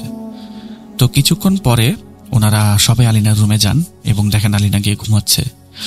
তো সবাই ইরাম আপুর আব্বুকে জিজ্ঞেস করে যে কি হয়েছিল, আসলে এমন কি হয়েছিল যে আপনি এরকম চিল্লাচিল্লি করলেন। উনি যেটা বললেন বিষয়টা অনেকটা এরকম ছিল যে যখন আলিনা গ্লাস নিয়ে আসছিল তখন সে হাতে কোনো চামচ নিয়ে আসে নাই। তো গ্লাসের ভেতরে যে শরবতটা ছিল সেটা চিনি যে মিশবে সেটার জন্য সে নিজের আঙ্গুল দিয়ে সেটাকে মেশানোর চেষ্টা করছিল। তখন ইরাম আপুর আব্বু আলিনাকে বলল কি যে মা এটা তো ঠিক না, কারো এরকম ধরা খাবার কাউকে দেওয়া কি ঠিক, তুমি এটা রেখে দাও, আমি আরেকটা নিয়ে আসতে বলি। তো আলিনা নাকি ওনার আব্বুর বন্ধুকে সেই গ্লাসটা দিয়ে বলে যে খা, এরকম করে তুই তোকারি করে বলে। এবং এরপরে গ্লাস থেকে টিকটিকে লাফ দিয়ে ওনার আঙ্কেলের হাতে চলে যায়। তো এরপরে উনি ওনার বাবার যে বন্ধু তাকে খুব বাজে ভাষায় একটা গালি দেন। এই কথা শুনে ইরাম আপুর যে আব্বু উনি হচ্ছে ওনার বন্ধুকে বলেন কি যে দোস্ত আমার মেয়েটা তো একটু অসুস্থ, তুই কিছু মনে করিস না, আরেকদিন আয়, আজকে আসলে একটু সমস্যা। তো ওনার বন্ধু সবকিছু আন্ডারস্ট্যান্ড করে সেখান থেকে চলে গেলেন। কিন্তু আলিনার মতো এরকম একটা ভালো লক্ষ্মী একটা মেয়ের মুখ থেকে এরকম গালি আসলে শোনা কোনোভাবেই এক্সপেক্টেড নয়। তো এরপরে ইরাম আপুর আব্বু ওনার আম্মুকে বলেন যে মনে হয় আমাদের মেয়ের সাথে কোনো শারীরিক সমস্যা আসলে নাই, কারণ শারীরিক সমস্যা হলে এত ডাক্তার দেখাইলাম, এই ডাক্তারগুলো দেখানোর পরে 1% to 10% একটা বেনিফিট তো হওয়ার কথা, একটা ইমপ্রুভমেন্ট তো হওয়ার কথা, কিন্তু কিছুই তো হলো না। আমার মনে হয় এটা জিন বা জাদু রিলেটেড কিছু। দেখি আমি আগামীকালকে আমার কোনো কলিগের সাথে এই বিষয়ে কথা বলে দেখি কি করা যায়। তো এভাবেই উনি ওনার একজন কলিগের সাথে কথা বললেন এবং ওনাকে বলা হলো কি সিলেটের একটা জায়গার কথা বলা হলো যে ওইখানে নিয়ে যাও, একটা মাজার। তো মাজারে ওনারা পরের দিনে রওনা দিলেন এবং মাজারে যে রুলসটা ছিল ওখানে 3 দিন নাকি থাকতে হবে ওনাদের। তো মাজারে যাওয়ার পরেই নাকি আলিনার অবস্থা কিরকম চেঞ্জ হয়ে যায়, ওর উপরে জিনের হাজিরা হয়। এবং হাজিরাটা এমন ছিল যে আলিনা মাজারের ভেতরে ঢুকেই যেরকম মাজারের ভেতরে কিছু মানুষ নৃত্য করে, নাচ করে, ওরকম ভাবে সে নৃত্য করছে। এবং যখন ওনার মা ওনাকে থামানোর জন্য যায় তখন পাশের একটা মহিলা চিৎকার করে বলে কি যে ও যা করছে ওকে তাই করতে দেন, একটু পরে নিজের থেকেই ঠিক হয়ে যাবে। তো 5-10 মিনিট এরকম করার পরে আলিনা নিজে থেকেই পড়ে অজ্ঞান হয়ে যায় এবং এরপরে জ্ঞান ফিরলে ঠিক হয়ে যায়। বারবার জ্ঞান ফেরার পরে জিজ্ঞেস করছিল যে আমাকে এখানে কেন আনছো, আমার ভালো লাগছে না এখানে, আমাকে দয়া করে এখান থেকে নিয়ে যাও। ওনার মা বলছিল কি যে আমরা এখানে ঘুরতে আসছি, দোয়া কালাম করে চলে যাব। দোয়া কালামের নিয়ম হচ্ছে আমাদের 3 দিন থাকতে হবে, তো 3 দিন থেকে দোয়া কালাম করে আমরা চলে যাব, তুমি চিন্তা করো না। তো 3 দিন সেখানে থাকার পরে বেশ কয়েকবার আলিনার উপরে হাজির হয় জিনের, কিন্তু ওখানে কোনো ধরনের কোনো ট্রিটমেন্ট আসলে আলিনার হয় না। তো ওখানে থাকা একজন বৃদ্ধ ভদ্রলোক অনেক চেষ্টা করার পরও জিনের হাজিরা আলিনার উপরে করাতে পারেন নাই। তো এরপরে ওনারা আরেকটা ঠিকানা দিল, রাজশাহীর একটা ঠিকানা, বললো কি এখানে যান, এখানে এই জায়গায় যাবেন, এই জায়গায় আসলে সন্ধ্যার পরে জিনেদের একটা বাসস্থান থাকে এবং একজন মুরব্বী আছে এই জায়গায়, ওই মুরব্বীর সাথে কথা বলেন গিয়ে। ওনারা সেই দিন রাত্রেবেলায় রওনা হলেন এবং সেই জায়গায় গেলেন। যাওয়ার পরে দেখলেন কি যে একটা নাইট গার্ড, একটা মোটামুটি কবরস্থানের মতো একটা জায়গার নাইট গার্ড নাইট গার্ডটা তাদেরকে প্রথমে ঢুকতে দিচ্ছিল না। পরে ভেতর থেকে একটা বৃদ্ধ বয়স্ক লোক বললেন কি যে, আপনারা কারা, এখানে কেন আসছেন? তো এরপরে আলিনা আপুর আব্বু সবকিছু ওনাকে মোটামুটি বলার চেষ্টা করলে নাইট গার্ডকে বলে দরজা খুলে দেওয়া হয়। ওনারা ভিতরে গিয়ে সেই বৃদ্ধ বয়স্ক লোকটাকে সবকিছু বললেন। বলার পরে উনি কিছুক্ষণ পর বললেন কি যে, আপনাদের মেয়ের ওপরে আসলে কোন একটা মহিলা প্রতিশোধ নিচ্ছে। তখন ইরামাপুর আম্মু জিজ্ঞেস করেন কি, প্রতিশোধ নিচ্ছে মানে এটা কি আমাদের পরিবারের কেউ বা আমাদের আত্মীয় স্বজনের কেউ? ওই বৃদ্ধ ভদ্রলোক বললেন কি যে, না, এটা কে আমি জানি না, তবে ওর সাথে আপনাদের কোনো সম্পর্ক নেই।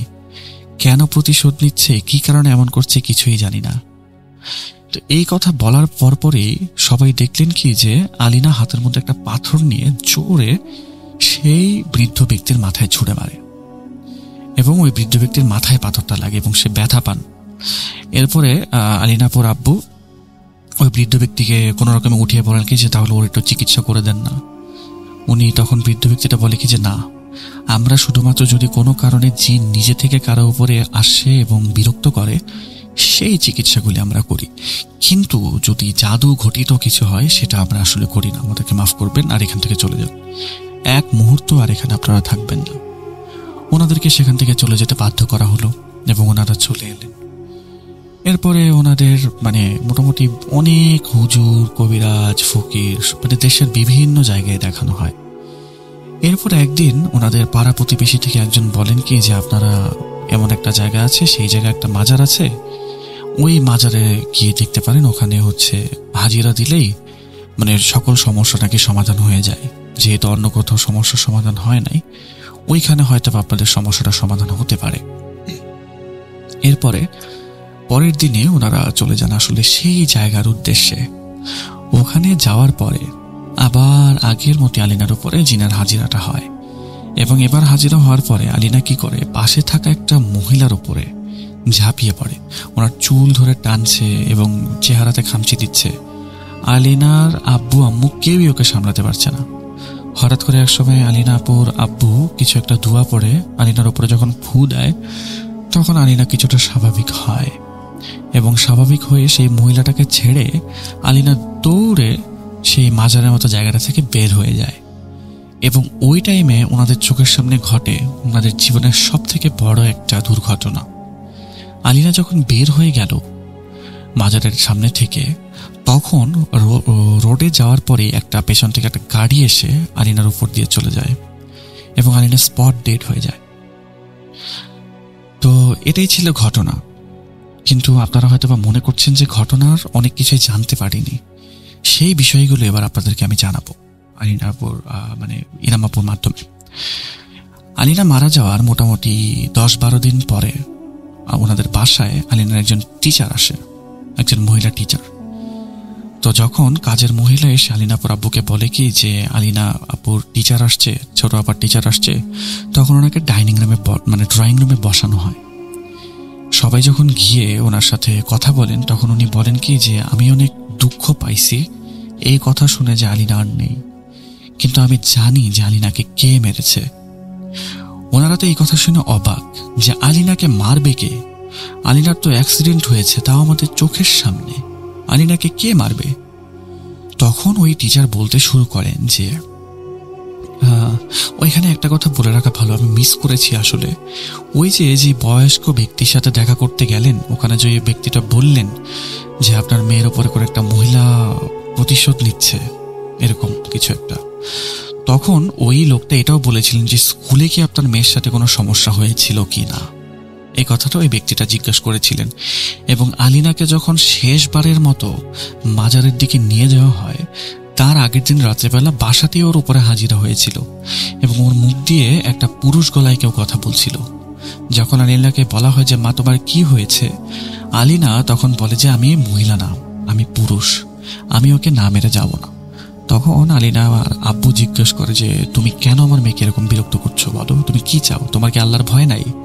তখন ওই ভেতরে থাকা জিনটা নাকি বলে যে, আমি এটা নিজের ইচ্ছায় করছি না, আমাকে দিয়ে জোর করে করানো হচ্ছে, আমি ক্ষমা চাচ্ছি, কিন্তু আমাকে এটা করতেই হবে।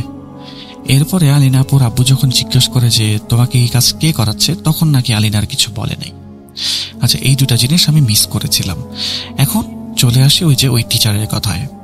টিচার বললেন কি যে যেদিন থেকে আলিনা স্কুলে আসা বন্ধ করে দেয়, সে এর আগের দিন আলিনার আর তার একটা ফ্রেন্ডের মধ্যে একটু ঝামেলা হয়েছিল। আমি সেটার বিচার করেছিলাম এবং দুই পক্ষের কথা শুনে আমার মনে হয়েছিল এবং আমি জানতাম যে আলিনার কোনো দোষ নেই। তখন আমি তার বন্ধুকে সবার সামনে বকাবাদ্দি করি। আমি একটু বেশি ইমোশনাল হয়ে গিয়েছিলাম আসলে। তো ওই মেয়েটা কান্না শুরু করে এবং আলিনা পেছন থেকে এসে মেয়েটার কাঁধে হাত দিয়ে পড়ে কি আর কেঁদো না, কিন্তু মেয়েটা আলিনার হাত ঝাড়া দিয়ে সরিয়ে দেয়। তো এরপর দিন থেকে আলিনা আর স্কুলে আসে না। আমি যখন প্রিন্সিপালের সাথে কথা বললাম তখন প্রিন্সিপাল আমাকে বলেছিল আলিনা মেডিকেল লিভে আছে। তো আমি ভাবলাম কি যে ঠিক আছে, হয়তো বা শারীরিকভাবে অসুস্থ। কিন্তু যখন এরপর আপনারা আর স্কুলে আসেন না আলিনাকে নিয়ে, তখন বুঝতে পারলাম যে আলিনা হয়তোবা স্কুল চেঞ্জ করেছে বা শিফট করেছে। কিন্তু এরপরে ঘটতে শুরু করলো আরো কিছু অদ্ভুত ঘটনা। ওই মেয়েটা যার সাথে আলিনার ঝগড়া হয়েছিল, ওই মেয়েটার সাথে আরেকটা তার ক্লাসমেটের ঝগড়া হয় এবং পরবর্তী দিন থেকে সেই মেয়েটাও আর স্কুলে আসে না। এই ঘটনা হওয়ার পরে যখন আমি আবার প্রিন্সিপালের কাছে যাই, প্রিন্সিপাল আমাকে বলে যে সেও নাকি মেডিকেল লিভে। তো এরকম ঘটনা এই 6 মাসের মধ্যে প্রায় 5 থেকে 6 বার হয়ে গেছে। এরকম 5 থেকে 6টা স্টুডেন্ট আর স্কুলে আসে না। তো এরপরে একদিন এমন হয় যে ওই যেই মেয়েটা আছে যার সাথে আলিনার ঝগড়া হয়েছিল, সেও একদিন স্কুলে আর আসে না। তখন আমরা কি করলাম, আমি কি করলাম, প্রিন্সিপালের কাছে গিয়ে জিজ্ঞেস করলাম যে এই মেয়েটা কেন স্কুলে আসে না। তখন উনি বললেন কি যে ওনার বাসা থেকে আমাদেরকে কিছু জানানো হয় নাই। তখন আমি ভলেন্টিয়ার করে বললাম কি যে আমরা একটু কি হোম ভিজিটে যাব। তখন প্রিন্সিপাল আমাকে নাম্বার দিলেন আর ঠিকানা দিলেন। কিন্তু সন্ধ্যের পর আমার ভাইকে নিয়ে যখন আমি সেখানে যাই, তখন আমি ওই বাসায় তালা দেখতে পাই এবং এই বাসায় কেউই ছিল না। তা আমি পাড়া প্রতিবেশীকে জিজ্ঞাসা করতে থাকি যে আপনার এখানে কি কোনো বাচ্চা থাকতো যার মার সাথে থাকতো, এরকম কি কেউ ছিল? তখন পাড়া প্রতিবেশী কনফার্ম করে যে হ্যাঁ, এখানে একজন মহিলা থাকতো তার বাচ্চাকে নিয়ে, কিন্তু রাতারাতি সুন্দর করে তারা পালিয়ে যায় এখান থেকে কোনো একটা কারণে। এরপরে আমার পেছনে একটা মহিলা এসে আমার কাঁধে হাত দিয়ে বলে কি আপনি ওনাদের সম্পর্কে কি জানতে চাচ্ছেন। এরপরে ওনাকে নিয়ে, ওনাদের দুজনকে ভাই বোনকে নিয়ে ওই মহিলা ঘরের ভেতরে আসেন এবং বলেন যে এই মহিলা আসলে একজন জাদুকর ছিল। ওনার মেয়েকে খুবই ভালোবাসতেন উনি, এবং ওনার মেয়ের সাথে যখনই কারো ঝগড়াঝাটি হতো ওই বাচ্চাটা অসুস্থ হয়ে যেত এবং মারাও পর্যন্ত গেছে। এরকম 2-3টা বাচ্চা এভাবে মৃত্যু হয়েছে। আমরা যখন সন্দেহ করে বুঝতে পারি এবং পুলিশের সাহায্য নেওয়ার কথা চিন্তা করতে থাকি, এই কথা শুনে উনি পালিয়ে চলে যান। আর কি করেছে এই মহিলা? এরপরে আমার কাছে সব কিছু ক্লিয়ার হতে লাগলো যে কেন এই বাচ্চাদের সাথে ঝগড়া হওয়ার পরেই এই বাচ্চারা স্কুলে আসে না। আর আলিনার মৃত্যুর খবরটা শুনে তখন আমি নিশ্চিত হই যে হ্যাঁ, আসলে যেই কথাগুলো হয়েছিল সেই কথাগুলি সত্যিই ছিল। তো এই ছিল আলিনার আসলে মৃত্যু রহস্য। এখন কতটুকু কি হয়েছে সেটা আসলে উপরওয়ালাই ভালো জানেন। এই ছিল আমার ঘটনা ডিয়ার লিসেনার্স আজকে আপনাদের জন্য। যদি ভালো লেগে থাকে তাহলে ধন্যবাদ, আর ভালো না লাগলে আই এম রিয়েলি সরি। আশা করি পরবর্তীতে আবারও নতুন কোনো ঘটনা নিয়ে নতুন কোনো এপিসোডে ফিরে আসবো। ততদিন পর্যন্ত সকলে ভালো থাকুন, সুস্থ থাকুন এবং ভূত.com এর সাথেই থাকুন। আমি মোহাম্মদ সাবিত আলম বিদায় নিচ্ছি ময়মনসিংহ বিভাগ থেকে। আসসালামু আলাইকুম।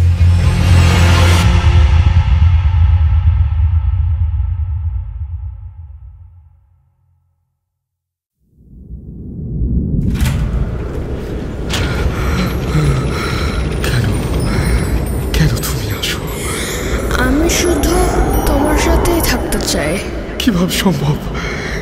মৃতদের এই পৃথিবীতে থাকতে নেই।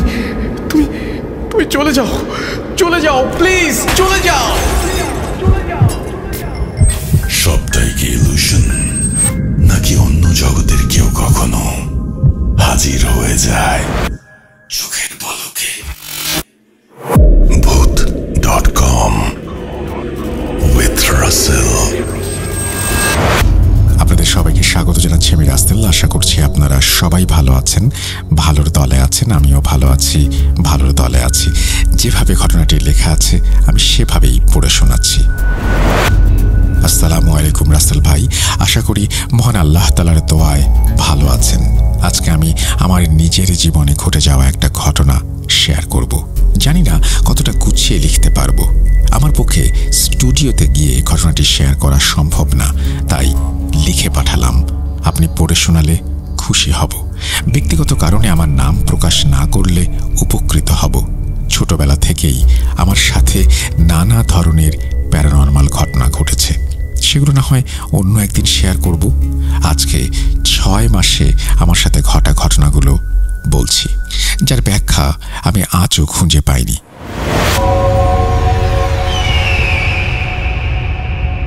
2022-এর অগাস্ট মাসে আমার বিয়ে হয়। আমার এবং আমার হাজব্যান্ডের 3 বছরের রিলেশনশিপ এবং পরবর্তীতে বিয়ে হয়ে শ্বশুর বাড়িতে আসার পরের দিন আমি আমার রুমে ঘুমিয়েছিলাম। দুপুরবেলা রুমের দরজা লক করা ছিল। ঘুমের এক পর্যায়ে হঠাৎ কেউ আমার কানের কাছে ফিস ফিস করে আমার নাম ধরে ডাকে। আমি এতটা ভয় পেয়ে যাই যে আমি লাফ দিয়ে ঘুম থেকে উঠি এবং দেখি আমার পাশে কেউ নেই। সেদিন আমি অসম্ভব ভয় পেয়ে যাই। তারপর থেকে আস্তে আস্তে শুরু হয় প্রতিনিয়ত কোনো না কোনো ঘটনা।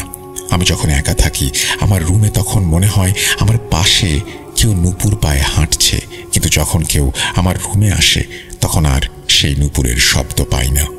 আমি যখন কিচেনে বা ওয়াশরুমে কাজ করি আমার মনে হয় আমার পেছন দিয়ে একটা বাচ্চা মেয়ে হেঁটে চলে গেল। এমনকি আমি যখন ঘুমাই তখন এমন কিছু স্বপ্ন দেখি যার রেশ ঘুম থেকে ওঠার পরও থাকে। যেমন আমার বুকে অনেকে ব্যথা থাকে, মনে হয় কি আমার বুকের ওপরে চাপ দিয়ে বসেছিল। এর মধ্যে আমি হঠাৎ করেই কনসিভ করি। আমার হাজব্যান্ড তার অফিসের কাজের সুবাদেই বাড়ি থেকে দূরে থাকতেন। আমি রাতে একা ঘুমাতে পারতাম না, তাই বাড়ির কেউ না কেউ আমার সাথে ঘুমাতো। বেশিরভাগ সময় আমার ননদের মেয়ে আমার সাথে রাতে থাকতো। সামনে তার ইন্টারমিডিয়েট পরীক্ষা এবং সে কারণেই ও আজানের সময় উঠে অন্য রুমে গিয়ে পড়তে বসত। ও রুম থেকে বের হয়ে যাওয়ার পর আমি স্পষ্ট শুনতে পেতাম আমার রুমের জানালার পাশে কেউ ভীষণ রাগান্বিতভাবে নিঃশ্বাস ফেলছে। কনসিভ করার পর এক সন্ধ্যায় আমার শরীরটা ভীষণ খারাপ করে। রাত বাড়ার সাথে সাথে আমার শরীর আরও খারাপ হতে থাকে। সেদিন রাতে ঘুমানোর পর হঠাৎ করে 2টার দিকে আমার ঘুম ভেঙে যায়, কারণ আমি স্পষ্ট শুনছিলাম একজন পুরুষ কণ্ঠ আমার নাম ধরে ডাকছে।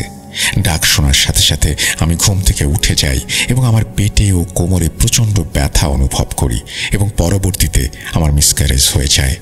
তারপর থেকে আমি একা থাকলে বিভিন্ন কণ্ঠস্বর শুনতে পাই যারা আমাকে ডাকে এবং তারা আমাকে আমার নাম ধরেই ডাকে। বিভিন্ন অদ্ভুত স্বপ্ন দেখি। যখন আমি আমার বাবার বাড়িতে যাই তখন আমার শ্বশুর বাড়ির জন্য মন খারাপ লাগে, আমার হাজব্যান্ডকে মিস করি। কিন্তু যখন শ্বশুর বাড়িতে আসি তখন আমার মনে হয় আমি এই বাড়িতে থাকতে পারছি না। এই বাড়িতে আমার ভীষণ বিরক্ত লাগছে। এই বাড়ির কাউকে আমার সহ্য হচ্ছে না। এমনকি আমার হাজব্যান্ডের সাথেও আমার কোনো কারণ ছাড়াই ঝগড়া লেগে যায়। খুব জেদ উঠে যায় তার ওপর। আমি জানি না আমার সাথে এগুলো কেন ঘটছে। প্রথমেই বলেছি ছোটবেলা থেকেই আমার বিভিন্ন সমস্যা ছিল। এগুলো কি সেই কারণে আমার মনে হচ্ছে কিনা তার উত্তর আমি আজও জানি না। ঘটনাটা শেয়ার করলে আপনাদের কাছে কৃতজ্ঞ থাকব। এই বলে তিনি তার ঘটনা শেষ করেছেন এবং সেখানে তিনি তার নাম দিয়েছেন, সবকিছুই দিয়েছেন। আমি সেই ডিটেলে যাচ্ছি না, কারণ উনি নিষেধ করেছেন। আমরা চলে যাব আমাদের পরবর্তী ঘটনায়।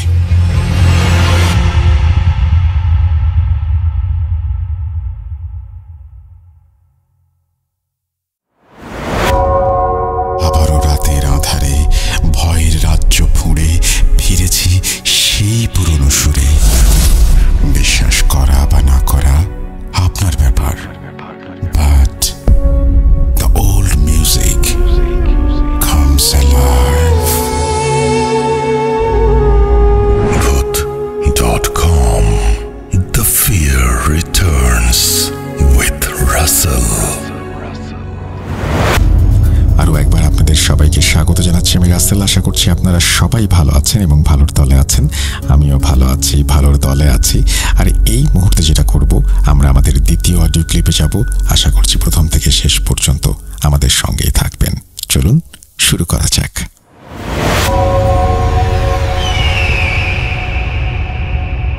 আসসালামু আলাইকুম রাসেল ভাই, কেমন আছেন জানতে চাবো না, কারণ জানি আপনি সবসময় ভালোর দলেই থাকেন। আমি খুলনা থেকে বলছি, শাহরিয়ার। আমি যে ঘটনাটি শেয়ার করব, ঘটনাটি আমার বাবার কাছ থেকে শোনা, এবং ঘটনাটি হচ্ছে ঘটনাটি শুরু করি আর কি, আর সময় নষ্ট না করে ঘটনাটা শুরু করি। ঘটনাটা হচ্ছে আজ থেকে প্রায় 100 বা 115 বছর আগের ঘটনা এরকম। ঘটনাটা ঘটেছিল হচ্ছে গিয়ে আমার দাদার বাবা তার সাথে। আচ্ছা, ঘটনাটা বোঝার সুবিধার্থে আমি আমার বাবার ভয়েসে বলতেছি। সময়টা আজ থেকে প্রায় 115 বছর আগের কথা। সে সময় তো জমিদারি চলতো, জমিদারি চলন ছিল তেমন। সে সময় সরকার বলতে কিছু ছিল না, জমিদাররা যা বলবে তাই। এখন ঘটনাটা হচ্ছে গিয়ে আমার দাদার বাবা ছিল একজন কবিরাজ, বা সেই সময়কার অনেক বড় একজন অনেক বড় মাপের কবিরাজ ছিল। এখন তিনি আবার বিভিন্ন জিন টিনদের মাধ্যমে কাজ করতেন, কবিরাজি করতেন। কিন্তু ঘটনা হচ্ছে গিয়ে আমার বাবার দাদা, আমার বাবার দাদা, তিনি হচ্ছে গিয়ে একটা খবর পাইলেন যে অমুক গ্রামের এক জমিদারের মেয়েরে জিনে আসর করছে। নাম আর উল্লেখ করলাম না। অমুক গ্রামের এক জমিদারের মেয়েকে জিন আসর করছে। তিনি গেলেন জিন ছাড়াতে, এবং জিন তাকে দেখে, সেই মেয়েটার শরীরে থাকা জিনটি তাকে দেখে বলল যে হুজুর, আপনার কোনো তদবির করা লাগবে না, আমি জানি। ও একটা কথা বলতে ভুলে গেছি, সেই জিন আবার অনেক আলেম, অনেক হুজুর দেখিয়েছেন তার বাবা, জমিদার আর কি, সেই জমিদারটা আর কি। কিন্তু কারোর দিয়ে কোনো কাজ হলো না। শেষে আমার দাদা গেল, যে হচ্ছে গিয়ে ওই মেয়েটার সামনে যে যখনই দাঁড়ালো, তখনই হচ্ছে গিয়ে জিনটা বলে উঠলো যে হুজুর, আপনার তদবির করা লাগবে না, আমি জানি। আর কেউ না পারলেও আপনি আমাকে বশ করতে পারবেন এবং আপনি আমাকে ছাড়িয়ে দিতে পারবেন। কিন্তু একটা কথা বলে রাখি, আপনি যদি আমাকে ছাড়িয়ে দেন, আমি কিন্তু আপনার পরবর্তী কোনো বংশধর আসতে দেব না। এই কথাটা সে জিন ডাইরেক্ট বলে যে আপনার তদবির করা লাগবে না, আমি চলে যাব, কিন্তু আপনার পরবর্তী কোনো বংশধর আর এই দুনিয়ার মুখ দেখতে পারবে না। এটা আমার ওয়াদা আপনার থেকে। এই ঘটনাটা ঘটার পরে আমার দাদার বাবা চলে আসলো বাসায়, এবং দাদির সাথে সেই দাদির সাথে আমার পর দাদির সাথে বিষয়টা আলাপ করলো যে কি করব। মুখ জমিদারের মেয়ের তো জিন আসর করছে, কিন্তু জিন আমারে ডাইরেক্ট হুমকি দিয়েছে যে আমি যদি এই বিষয়ে কোনো হস্তক্ষেপ করি তাহলে আমার পরবর্তী কোনো বংশধর এই দুনিয়ার মুখ দেখতে পারবে না। এবং তিনি দাদির সাথে আলাপ করে সিদ্ধান্ত নিলেন যে তিনি আর ওদিকে যাবেন না, ভয়ে না, বাট আমার বাবা যেরকম ভাবে বলেছিলেন যে জিনটা হচ্ছে গিয়ে খন্নাস এরকম কোনো জাতের জিন ছিল। জিনটা অনেক শক্তিশালী ছিল, সেটা আমার দাদার বাবাও খুব ভালো করে জানতেন। দাদার বাবাও খুব ভালো করে জানতেন যে এই জিন যা বলে তাই করে। এর থামানো খুব কষ্ট, বা এক কথায় খুবই কষ্টসাধ্য ব্যাপার। যার কারণে আমার দাদার বাবার ওদিকে না যায় ওই জমিদারকে চিঠি লেখেন যে তিনি তার মেয়ের কাজটা করতে পারবেন না, যেহেতু তার পরবর্তী বংশধরের অস্তিত্বের উপর কথা চলে আইছে যে তার পরবর্তী অস্তিত্ব মানে পরবর্তী বংশধর। এখন কথা হচ্ছে গিয়ে তিনি যতদিন বেঁচে থাকবেন তাতে তো তিনি তো হচ্ছে গিয়ে তার বংশধর বাঁচায় রাখতে পারবেন, কিন্তু তিনি যাওয়ার পরে ওই জিনগুলা তার বংশধরকে বাঁচতে দেবে না বা তার বংশের কোনো অস্তিত্ব রাখতে দেবে না। এই ঘটনাগুলো চিন্তা করে দাদা চিঠি লিখে বললেন যে তিনি আর এই ব্যাপারে আর হস্তক্ষেপ করবেন না, এবং দাদিরও সম্মতি ছিল এই দাদার সিদ্ধান্তই।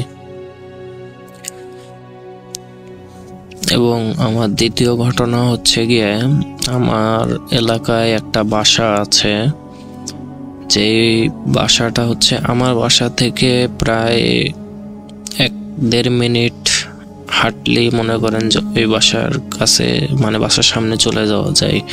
তা ওই বাসায় একটা অনেক পুরাতন একটা বাসা, এখনো মানুষ বসবাস করে, কিন্তু বাসাটায় হচ্ছে গিয়ে বাচ্চা মানে কোনো ছোট বাচ্চা ওই বাসায় যদি থাকতো বা কোনো ভাড়াটিয়া বা যে কেউ যদিও বা ওই বাসায় আসতো, তাহলে ওই বাচ্চাটাকে মৃত পাওয়া যাইতো। মানে হয়তো তার ফ্যামিলিতে বাবা মা রইছে, দাদি রইছে, এখন দাদির কাছে রেখে দিয়ে বাবা তো বাইরে কাজে জীবিকার তাগিদে কাজে চলে যেত, কিন্তু যে কোনোভাবে এনিহাও ওই মানে একটা ঘটনাই বলতেছি, যে ঘটনাটা আর কি প্রচলন হয়েছে, তেমন তারপরের থেকেই ওই বাসায় ঝামেলা শুরু হয়েছে। ওই বাচ্চাটা তার দাদির কাছে ছিল, তার মা হচ্ছে রান্নাঘরে রান্না করতেছিল, এবং তার দাদি হচ্ছে গিয়ে হঠাৎ ওয়াশরুমে যাওয়ার প্রয়োজন মনে করলো এবং ওয়াশরুমে গেল। বাচ্চাটা একা ছিল। এখন রান্নাঘর থেকে তার মা আওয়াজ পাচ্ছে যে তার বেবি খুব কান্নাকাটি করতেছে, কিন্তু হয়তো রান্না বাড়া করার চাপে চিন্তা করেছে হয়তো বা খিদা লাগছে, এখন রান্না বাড়া শেষ করে এসে দুধ খাওয়াবেন আর কি, মানে ওই বেবিকে দুধ খাওয়াবেন আর কি, মানে ওই ফিডার জাতীয় যে দুধটা, উনি আওয়াজ দিয়ে বললেন ওই মানে তার দাদিকে, মানে বাচ্চার দাদিকে বললেন যে দুধটা রেডি করেন, আমি চুলোয় ভাতটা চড়াই দিয়েই আসতেছি। এখন তিনি তো ওয়াশরুমে, কিন্তু ওই তো বাচ্চার চিল্লাচিল্লি। এখন হঠাৎ করে দেখেন যে ওই বাচ্চার চিল্লাচিল্লি অফ হয়ে যায়।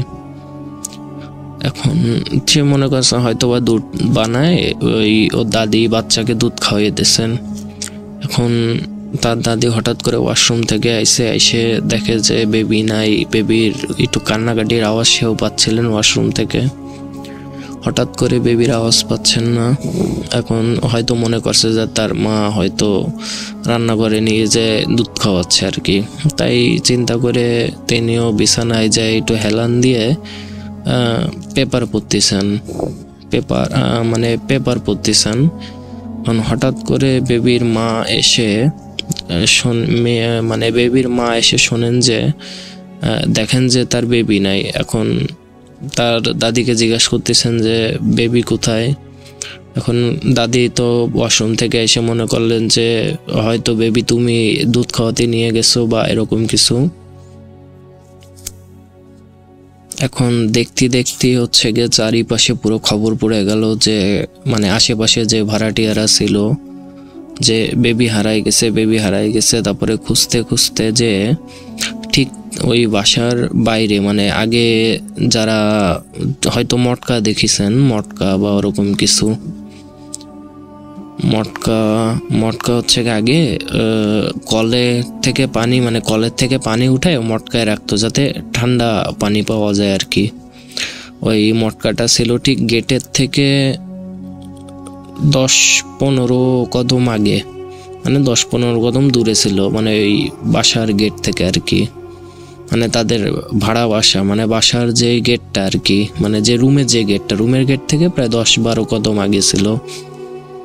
এখন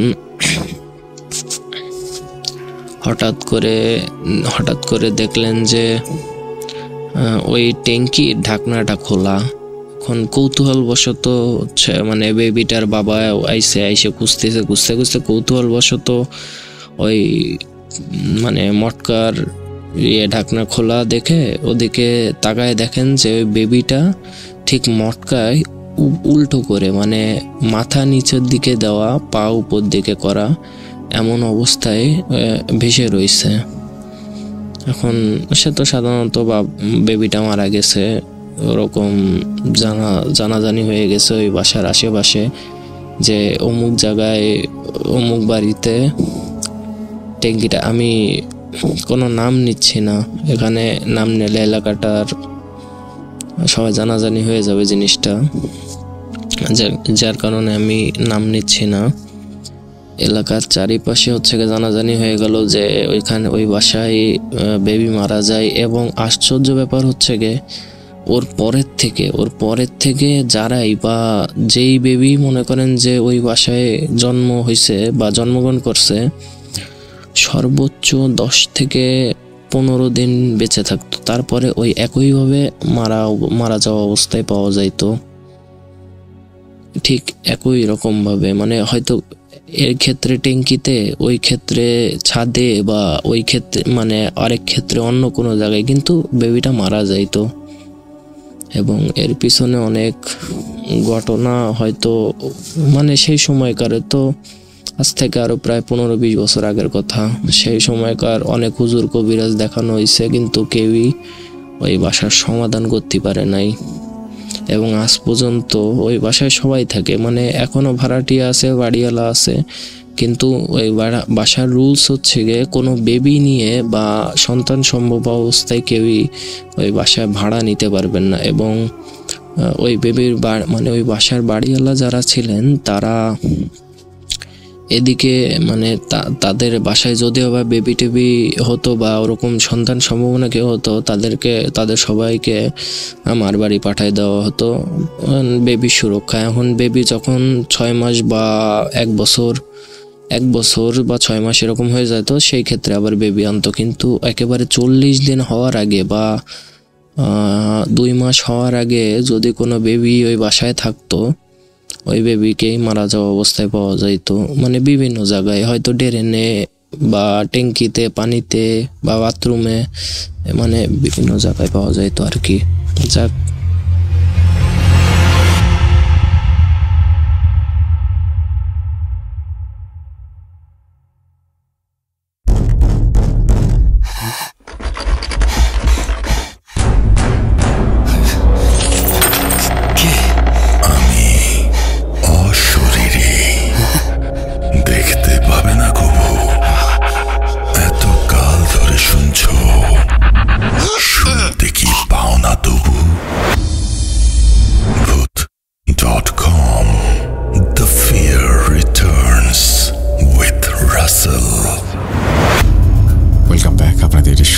স্বাগত জানাচ্ছি আমি রাসেল। আশা করছি আপনারা সবাই ভালো আছেন, ভালোর দলে আছেন। আমিও ভালো আছি, ভালোর দলে আছি। এবং আরও একটি ঘটনা আপনাদের শোনাচ্ছি, যেভাবে লেখা আছে আমি সেভাবেই শুরু করছি। আসসালামু আলাইকুম রাসেল ভাই, আশা করি ভালো আছেন এবং ভালোর দলে আছেন। আমি অনলাইনে তেমন থাকতে পারি না পড়াশোনার ব্যস্ততার কারণে। আমি আগে জানতাম না যে ভূত.com নামে এমন একটি জাঁকজমকপূর্ণ প্রোগ্রাম হতে পারে। সুতরাং আমি আমার ফ্রেন্ডের মুখে ভূত.com এর কথা শুনে যুক্ত হয়ে যাই। আপনাকে ধন্যবাদ জানাই।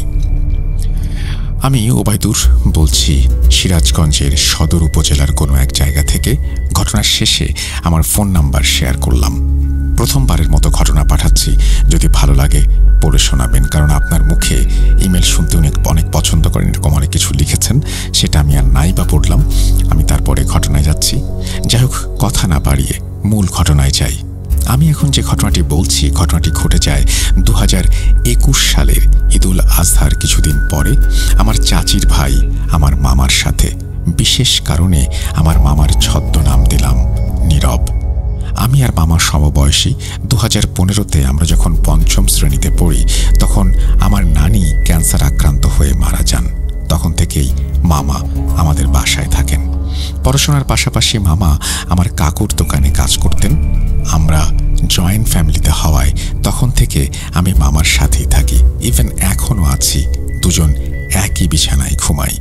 ঘটনা বোঝার সুবিধার্থে আমি কিছু কথা বলে রাখি। নীরব, আমি, আমার চাচাতো ভাই, আমার ফুফাতো ভাই, আমরা একসাথে মিশতাম। রাত 1টা বা 2টা হোক, আর পথটা যত দুর্গমই হোক আর দূরেই হোক, আমরা গন্তব্যের উদ্দেশ্যে বের হতাম এবং সেখানে যেতাম।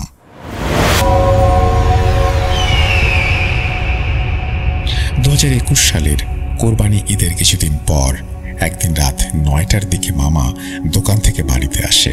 প্রতিদিনের মতোই খাওয়া দাওয়া করে রুমে চলে আসি আমরা। ওকে কেমন যেন একটা অস্থির অস্থির দেখাচ্ছিল। আমি ওকে কিছু বলতে যাব, ঠিক সেই সময় নীরব চিৎকার করে বুকে হাত দিয়ে বলে, আমার বুকটা পুড়ে যাচ্ছে, তাড়াতাড়ি পানি দাও। আমি রুম থেকে দৌড়ে বের হয়ে সবাইকে ডেকে নিয়ে আসি। মুরগি জবাই করে ছেড়ে দেবার পর যেমন ছটফট করে তেমন করছিল নীরব। তোয়ালে ভিজিয়ে বুকে দেয়া হলো, সাথে অনেক টাইম নিয়ে মাথায় পানি ঢালা হলো, কিন্তু কোনো কিছুতেই কিছু হচ্ছিল না। নীরব বলছিল, আমার বুকে বরফ দাও। এমন সময় কাকু চলে আসে রুমে। কাকু বলল বুকে কিছু বরফ দিতে। কাকু এই কথা বলতেই পাশে থেকে দাদু কাকুকে বলল, যাও তুমি ডাক্তার নিয়ে আসো। যথারীতি ফ্রিজ থেকে বরফ নিয়ে এসে আমার হাতে দেয়া হয় এবং আমি তোয়ালের ভেতরে বরফের টুকরোগুলো তুলে নীরবের বুকে চেপে ধরি। নীরব আমাকে বলছে, আরও বরফ দাও। আমার হাত অবশ হয়ে যাচ্ছিল, তবুও নীরব বলছিল, আরও দাও। আর ছলছল চোখে নীরব সবার দিকে তাকাচ্ছিল। দেখে মনে হচ্ছিল এটি তার শেষ দেখা। হঠাৎ নীরব শান্ত হয়ে যায়, মুখটা কালো বর্ণের হয়ে যায়। আমার দাদু বুকে হাত দিয়ে দেখে হৃদস্পন্দনটা বন্ধ হয়ে গেছে। আমার চাচি চিৎকার করে কান্না শুরু করে দেয়। সবাই তাকে সান্ত্বনা দেওয়ার চেষ্টা করে। আমার চোখ থেকে পানি ঝরতে থাকে। আমি যেন নিমেষেই মানুষ থেকে পাথর হয়ে গেলাম। মনে হলো এই বুঝি আমার লাইফের একমাত্র বন্ধুকে আমি হারালাম। দাদু কাকুকে ফোন দিয়ে বলে, ডাক্তার আনতে হবে না, তুমি তাড়াতাড়ি বাসায় এসো, আমরা ধরেই নেই নীরব মারা গেছে। কিন্তু 6 থেকে 7 মিনিট পর নীরব আস্তে আস্তে ওঠে এবং বলে, একটু পানি দাও। সবাই নীরবের কথা শুনে হক চকিয়ে যায়। ততক্ষণে কাকু সিএনজিতে করে একজন ডাক্তারকে নিয়ে এসেছে। ডাক্তার হার্ট এবং তার প্রেশার চেক করে এবং তারপরে বলে হাসপাতালে নিয়ে যান। সেদিন রাত 10টায় মামাকে হাসপাতালে ভর্তি করা হয়। 2 দিন মোটামুটি সুস্থ ছিল। 3য় দিন থেকে শুরু হয় আসল ঘটনা। তখন নীরবের কাছে ওর ভাবি ছিল। তিনি সম্পর্কে আমার মামি, অর্থাৎ নীরবের বড় ভাইয়ের বউ। আমি মামির কাছ থেকে যেমন শুনেছি সেভাবেই বলছি। হাসপাতালে যাওয়ার পর ডাক্তার দেখলেন এবং বিভিন্ন টেস্ট দিলেন। টেস্ট করানো হলো। ডাক্তার রিপোর্ট দেখে বললেন সব ঠিক আছে, কিন্তু মাঝে মাঝে নীরবের বুকে অসম্ভব ব্যথা হচ্ছে, কেউ যেন বুকে আগুন ধরিয়ে দিচ্ছে। হাসপাতালের নার্স ব্যথার ইঞ্জেকশন নিয়ে আসে। এভাবে 2 দিন কেটে যায়। 3য় দিন সন্ধ্যায় নীরবের বুকে ব্যথা এবং জ্বালা পোড়া শুরু হয়। নার্স ইঞ্জেকশন দিতে যাবে, ঠিক তখনই নীরবের চোখগুলো অনেক বড় আকার ধারণ করে। নার্স রুম থেকে ভয়ে চলে যায়। তার পরদিন সেদিন রাত 9টার দিকে হঠাৎ নীরবের শরীর ঝাঁকুনি দিয়ে ভয়েস পরিবর্তিত হয়ে যায়। মামি বুঝতে পারে নীরবের শরীরে কোনো অশরীরই ভর করেছে। মামি কাকুকে ফোন দিয়ে সব ঘটনা জানায়। কাকু তার পরিচিত এক হুজুরকে নিয়ে রাত 10টায় হাসপাতালে আসে। হুজুর 2টা তাবিজ দেন আর বলেন, আমি এখানে কোনো চিকিৎসা করাতে পারবো না, কাল সকালে বাসায় নিয়ে যান, তারপর দেখি কি চিকিৎসা দেয়া যায়। এই বলে হুজুর হাসপাতাল থেকে চলে যান। সেদিন রাত 1টার দিকে নীরব হঠাৎ নিজেই নিজের গলা চেপে ধরে, নিজের পা দিয়ে ফ্লোরে আঘাত করতে থাকে। পরক্ষণেই গলার স্বর পাল্টে অন্য স্বর হয়ে যায়। আমার মার সাথে জিন হাজির হতো আগে থেকেই, তাই আমি তেমন ভয় না পেয়ে নীরবের সাথে থাকা অশরীরকে সব জিজ্ঞেস করছি। বললাম, নীরবকে এমনভাবে কষ্ট কেন দিচ্ছে? তখন নীরবের সাথে থাকা অশরীরটি বলে, সে নীরবের সাথে একা থাকে না, আরও 4 জন থাকে। তারা অনেক দিন ধরে, অনেক বছর ধরে তার সাথে আছে। ওর মা যখন মারা যায় তখন থেকেই তারা ওর সাথে থাকে এবং কখনো কোনো ক্ষতি করবে না তারা। কাল নীরবকে হাসপাতাল থেকে বাসায় নিয়ে যেতে বলে এবং বলে যে ওর না হলে অনেক ক্ষতি হয়ে যাবে। এই বলে মামি তার কথা শেষ করলেন। পরদিন সন্ধ্যার দিকে নীরবকে হাসপাতাল থেকে বাসায় নিয়ে আসা হয়। মাগরিবের আজান হচ্ছে, সেই সময় আমি হঠাৎ সিএনজির আওয়াজ পেয়ে গেটে যাই এবং নীরবকে দেখি। তখন নীরবের সাথে তার অশরীরীর উপস্থিতি ছিল। আমাকে দেখে নীরব হাত ধরে আমার রুমে আসে। সবাই দেখতে এসেছিল নীরবকে, কিন্তু নীরব কাউকে রুমে প্রবেশ করতে দিল না। আমাকে বলল, তুই রুমে আয়। আমি রুমে গিয়ে নীরবের পাশে বসলাম। নীরব আমাকে বলল, দরজা বন্ধ করে দে। আমি বললাম, কেন? নীরবের সাথে থাকা অশরীর গলায় সে বলল, যেটা বলছি সেটা কর। আমি তার কথা মতো দরজা বন্ধ করে দিলাম। আমার হাত কাঁপছে। এমন সময় নীরবের সাথে থাকা অশরীরী বলছে, আমার পাশে বস। আমি বসে পড়লাম এবং সে বলল, তুই তো নীরবের মতোই অনেক ভালো, মাশাআল্লাহ। অশরীর কথা শুনে আমার গায়ের লোম দাঁড়িয়ে যায়। একবার ভাবুন তো, একটা ঘরে আপনি একা যার সাথে বসে আছেন, তার সাথে থাকা অশরীরী যদি আপনার সাথে কথা বলে, আপনার কেমন লাগবে? এই বলে মোটামুটি তিনি তার ঘটনা শেষ করেছেন। তিনি বলছেন যে, প্রিয় রাসেল ভাই, ঘটনা বড় হওয়ার কারণে এখানেই শেষ করছি। ঘটনাটি যদি সিলেক্টেড হয় তাহলে পরবর্তী অংশে জানাবো এই অশরীরীগুলো কাকুর পরিচিত সেই হুজুর কিভাবে তাড়ালো। তবে তার আগে আপনার দ্বিতীয় পর্বে আমি এটাও জানতে চাই যে এই অশরীরীগুলো কেনই তাকে ধরেছিল আর কেনই বলল যে ক্ষতি করবে না। কারণ ক্ষতি তো অলরেডি করেছে। আর যে সমস্ত সমস্যার মধ্যে দিয়ে আপনার সেই সমবয়সী আপনার যে আত্মীয় তাকে যেতে হয়েছে, সেই বিষয়গুলো তো আসলে ভালো না। নিশ্চয়ই অশরীরীগুলো তার কোনো ক্ষতি করতে চেয়েছিল। অনেকদিন ধরে তারা আছে। অশরীরীগুলো বলছে তাদের কোনো ক্ষতি করেনি কোনোদিন এবং তাদের দ্বারা ক্ষতি হবে না, কিন্তু সেই অশরীরীর কারণেই কিন্তু তাদেরকে হাসপাতাল পর্যন্ত আসতে হয়েছে। সো এই ব্যাপারটা একটু ক্লিয়ার করলে খুশি হব। যারা শুনলেন তারাও মতামত জানাতে পারেন কমেন্ট সেকশনে। আমরা চলে যাব আমাদের পরবর্তী ঘটনায়।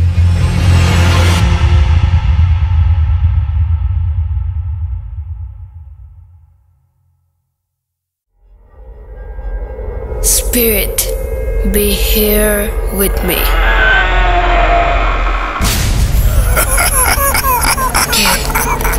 কে তুমি? Bhoot.com. The fear returns with Russell.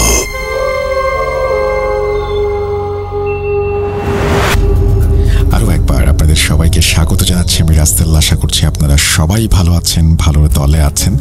আমি বেশি কথা বলতে চাই না, শুধুমাত্র এটা বলতে চাই আমাদের ইমেল অ্যাড্রেস russell.bhoot.com@gmail.com। আপনারা ঘটনা পাঠান। আমরা দারুণ কিছু অডিও ক্লিপ শুনতে চাই, পেতে চাই আপনাদের কাছ থেকে। অবশ্যই আমাদেরকে অডিও ক্লিপ পাঠিয়ে দেবেন। আমরা এখন যেটা করব, আমরা পরবর্তী ঘটনায় যাব। আশা করছি সাথেই থাকবেন আমাদের। আজকে আমি যে ঘটনাটি শেয়ার করব সেটি আমার সাথে ঘটা। আসসালামু আলাইকুম রাসেল ভাই, আশা করি ভালো আছেন। আমিও ভালো আছি। বিগত কয়েকদিন আগে আমি একটি ঘটনা শেয়ার করেছিলাম ইমেলের মাধ্যমে, কিন্তু তা কেন জানি না রিজেক্ট হয়ে এসেছে। সেই ঘটনা আমি আবার রিপিট করলাম, কেননা সেটি একদম সত্য ঘটনা, যেটি আমার সাথে ঘটেছে। যে ঘটনাটি ঘটেছিল সেটি 2021 সালে। আমি গ্রামে ছেলে, তাই একটু চঞ্চল প্রকৃতির। সবসময় দুষ্টামি করতাম, বন্ধুদের সাথে খেলতাম সারা বিকাল। তারপর সন্ধ্যা হলে বাড়ি ফিরে যেতাম। তখন এভাবে চলতে থাকে দিনকাল। হঠাৎ একদিন ঘরে নেট না পাওয়াতে আমি বাইরে চলে গেলাম একটা গাছের নিচে। আমাদের বাড়ির পাশেই গাছ, সেখানে বসে মোবাইল দেখতেছিলাম আর ওই ভিডিও দেখতেছিলাম। আর এই গাছের তলে আমি মোটামুটি প্রায় সব সময় এসে বসতাম, মাঝে মধ্যে আসতাম, ভিডিও দেখতাম, তারপর চলে যেতাম। কেননা আমাদের বাড়িতে নেট পেত না, গ্রামে থাকার কারণে বাড়িতে নেট পেত না। এই জন্য সবসময় গাছের নিচেই বসে ভিডিও দেখতাম। কিন্তু হঠাৎ একদিন দেখতে দেখতে কোথা থেকে এক আওয়াজ আসলো। তখন আমি অবাক হয়ে পিছনে তাকালাম, দেখলাম একটা সাদা আকৃতির একটা লোক দাঁড়িয়ে আছে। সে আমার নাম ধরে ডাকলো। আমি তখন এতটা ভয় পাই নাই, কেননা তখন রাত 11টা, 11:30 এরকম বাজে। আমি সালাম দিলাম, সে সালামের উত্তর দিল। তারপর তার সাথে অনেক কথা হয়। সে আমাকে জিজ্ঞেস করলো এখানে কেন বসে আছে তোরাতে। আমি বললাম এমনিতেই ভিডিও দেখতেছি, সেই জন্য এখানে বসে আছি। সে আমাকে জিজ্ঞেস করলো তুমি ইসলামের দিক দিয়ে কতটুক পরিপূর্ণ, কতটুক জানো। আমি বললাম মোটামুটি জানি, কেননা আমি ইসলাম ধর্মের, তাই অনেক কিছু জানি। কিন্তু রাসেল ভাই আফসোস, আমি কোরআন পড়তে পারি না। ছোটবেলায় অনেক দুষ্টু থাকার কারণে মক্তবে বেশি যাওয়া হতো না। এই গেলেই দুষ্টামি করে আবার চলে আসতাম, এর জন্য শিখা হয় নাই। সে বললো আমি কোরআন পারি কিনা। আমি বললাম পারি মোটামুটি, তবে এতটা স্পষ্ট না। সে বলল কেন, আপনি মুসলিম হয়ে কেন পারেন না। তারপর সবগুলো বিস্তারিত বললাম তাকে। সে বলল ওকে সমস্যা না। সে বলল সে আমাকে শিখাবে, আর বলল আমি যেন না বয়ে পেতে। এভাবে চলতে চলতে যায়। সে একদিন হঠাৎ করে বলল তুমি যদি কোরআন শিখতে চাও তাহলে তুমি আমার সাথে মিশতে পারো। আমি বললাম ওকে সমস্যা না, শিখবো। তবে তখন দুষ্ট প্রকৃতি থাকার কারণে এতটুকু বই পাইনি, কেননা সে প্রথমে বলেছিল বই না পেতে, এর জন্য এতটুকু হয় নাই। কেননা তার সাথে আমার বন্ধুত্ব রকম একটা সম্পর্ক তৈরি হয়ে গিয়েছিল। সে বলল যদি শিখতে যাও তাহলে আগামীকাল তুমি 11:30 তো 12টার দিকে এখানে আসবে, তবে একটি শর্ত, পবিত্র হয়ে আসবে, যেন অপবিত্র না থাকি। আমি বললাম ওকে সমস্যা না, আমি চলে আসবো। তারপর চলে আসলাম। পরের দিন ঠিক 11টা, 11:30 দিকে চলে আসলাম। তাকে আমি স্মরণ করলাম, সে চলে আসলো আমার সামনে। তখন আমি বললাম হুজুর আপনি যা বলেছেন তা আমি মেনে আসছি, পবিত্র হয়ে আসছি, এখন আমি কি করব। তখন সে বলল তুমি চোখ মুজো আর আমার হাত ধরো। তখন সে হাত বাড়িয়ে দিল, আমি হাত ধরলাম। তখন আমি সাথে সাথে অজ্ঞান হয়ে যাই। তখন কি হয় জানি না, যখন জ্ঞান ফিরে তখন আমি দেখতে পারি নিজেকে এক মরুভূমির মধ্যে দেখি। তখন থেকে হঠাৎ অবাক। তখন তাকে বললাম হুজুর আমি তো ছিলাম গাছের নিচে, তো এখানে আমি আসলাম কিভাবে। সে বলল তুমি যখন আমার হাত ধরেছিলে তখন তুমি অজ্ঞান হয়ে যেতে, আমি তোমাকে এখানে নিয়ে এসেছি। সে বলল ডর না পেতে, ভয় না পেতে। আর রাসেল ভাই একটা কথা বলি, আমি গ্রামের ছেলে হওয়াতে এতটুকু শুদ্ধ ভাষা বলতে পারি না, তার জন্য আমি ক্ষমা প্রার্থী। কেননা গ্রামের লোক সবাই শুদ্ধভাবে বলতে পারে না। তেমন আমি একজন এতটুকু লেখাপড়া না, এসএসসি দিয়েছিলাম 2020-এ। এই আর এখন আসি মূল ঘটনাতে। তখন সে আমাকে সব কিছু বোঝাচ্ছিল, ইসলামের বিষয়ে সে আমাকে বুঝাচ্ছিল, আর আমিও বুঝতেছিলাম। তখন সে বলল আমি যেন আগামীকাল কায়দা নিয়ে আসি, যে মক্তবে ফার্স্টে কায়দা। তখন সে বলল এখন আমরা চলে যাব, প্রায় আধা ঘন্টা পর তখন বললো সে চলে যাব। আমি বললাম ওকে। তখন সে আবার বলল চোখ বন্ধ করতে, আমি চোখ বন্ধ করলাম। আবার সেই গাছের নিচে আমাকে নিয়ে আসলো। তখন বলল যাও, পিছনে না তাকিয়ে সামনের দিকে তাকিয়ে রুমে চলে যেতে। তখন আমি এভাবে চলে আসলাম রুমে। তখন ঘুমাইছিলাম। তারপর সকাল হলো, ঠিক আগের মতো চলতে থাকলাম, ঘুরতে থাকলাম, বন্ধুদের সাথে ঘুরতে থাকলাম। পরের দিন কায়দা নিয়ে গেলাম, ঠিক আগের মতন মরুভূমির মধ্যে গেলাম। তখন কায়দা আমাকে প্রথম যে আরবি হরফগুলো আছে না আমাকে শিখালো। এভাবে শিখতে শিখতে প্রায় 15 থেকে 20 দিন চলে গেল। আমি কায়দাটা আলহামদুলিল্লাহ কিছুটা শিখে ফেলেছিলাম। তবে হঠাৎ আমি বুঝতে পারি নাই যে আমার মধ্যে পরিবর্তন চলে আসছে, কিন্তু পরিবারের সবাই এই দেখলো যে আমার মধ্যে পরিবর্তন চলে আসছে। কেননা আমি আগে সবার সাথে মিশতাম, গল্প করতাম, বিকেলে হলে খেলার যেতাম, কিন্তু এখন তা করি না। এখন সারাদিন রুমে থাকি, নামাজ পড়ি, মোবাইল আগের দিয়ে হোম দেখি। এই জন্য রুমের লোকের রাসেল ভাই ঘরের লোকের একটু সন্দেহ চলে আসতে লাগলো। আর তখন তারা ওই আলাদাভাবে কবিরাজ দেখতে থাকে, যে গ্রামের ভাষা কবিরাজ আমরা বলি, দেখতে থাকে। তা আমি জানতাম না। তখন এভাবে যেতে যেতে হঠাৎ করে একদিন ওই তার সাথে সরি রাসেল ভাইয়া, কেননা এটা আমার সাথে ঘটে যাওয়া ঘটনা, কিন্তু আমি অনেক আগের টাকা করে নেয় মাঝে মধ্যে ভুলে যাচ্ছি। ওইভাবে চলতে থাকে, কিন্তু হঠাৎ করে আমার ফ্যামিলি আমাকে একটি তাবিজ দেয়, বলে এটা তো সুরক্ষা তাবিজ। তখন আমি বললাম এটা উনি এমনি দিয়েছে। তখন এটা আমি পড়লাম, শরীরে লাগালাম, কোনো সমস্যা হলো না। ওইভাবে দেখতে দেখতে দেখতে দেখতে প্রায় 1.5 থেকে 2 মাস চলে গেল, আমার সাথে কোনো কিছু ঘটে নাই। তারপর আমিও একটু চিন্তিত হলাম যে আগে ওকে স্মরণ করলে ও চলে আসতো, কিন্তু এখন আসে না। প্রতি রাতেই যেতাম 11টার দিকে, তারপর 12টা দিয়ে চলে আসতাম, ওকে স্মরণ করতাম, কিন্তু ও আসতো না। তখন নিজেকে তখন খারাপ লাগতো, তখন চলে আসতাম। কিন্তু রাসেল ভাইয়া হঠাৎ একদিন ঘুমাইছিলাম, কিভাবে আমার গলা থেকে তাবিজটা পড়ে যায়।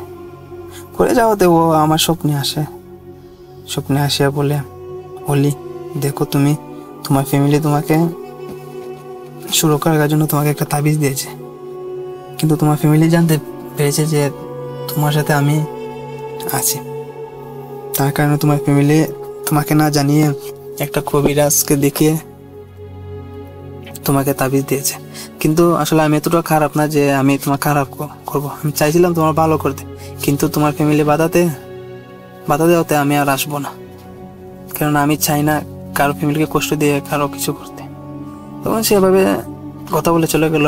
আমি তখন ঘুম থেকে উঠলাম, তখন মন খারাপ হয়েছিল প্রচুর, কি করবো, ওকে স্মরণ করলেও আসে না। আর ওইভাবে চলতে থাকতে থাকতে আমি ঠিক আগের মতোই যেতাম, কিন্তু তাবিজ সবসময় আমার গোলা থাকতো, কিন্তু তখন থেকে তাবিজ আমি আর ব্যবহার করিনি। তাবিজ না থাকাকালীন ওকে স্মরণ করলেও আসতো না, কিন্তু এভাবে যেতে যেতে প্রায় 4 মাস পার হয়ে গেল। তখন হঠাৎ করে একদিন ও আমার সামনে আসলো, কিন্তু ও আসে নাই, আসেছিল ওর সাথে একজন থাকা জিন। সে বললো, বলি সে তোমার কাছে আর আসবে না, কেননা তোমার ফ্যামিলি তাকে বাধা দিয়েছে, সে চায় না কারো ক্ষতি করতে, কিন্তু সে তোমার কখনো ক্ষতি করতে চেয়েছিল না, সে তোমার ভালোই চেয়েছিল, কিন্তু তোমার ফ্যামিলি তা বুঝলো না, কেননা আমি আমার ফ্যামিলির সাথে কিছু শেয়ার করিনি, এই জন্য আমার ফ্যামিলি এটা করেছে। সে বলল তুমি মন খারাপ করো না, ও বলেছে ও তোমার সবসময় পাশে থাকবে, কিন্তু তোমার সামনে আর আসবে না, তোমাকে দেখা দিবে না। চলতে থাকে, চলতে যায়। তখন 2022 সাল চলে আসলো। আমিও দেশে কি করব, পড়ালেখা বাদ দিয়ে দিয়েছিলাম এসএসসি দেওয়ার পরে। তখন ফ্যামিলি থেকে বললো, অলি তুমি দেশের বাইরে চলে যাও। তখন আমি বললাম ওকে চলে যাব। তখন পাসপোর্ট হয়ে গেল, ভিসা চলে আসলো, দুবাই চলে আসলাম। এখন আলহামদুলিল্লাহ আমি দুবাইতে আছি, গাড়ি ড্রাইভ করি, এখানে এসে লাইসেন্স নিলাম, গাড়ি নিলাম, আলহামদুলিল্লাহ এখন ভালো হয়েছে।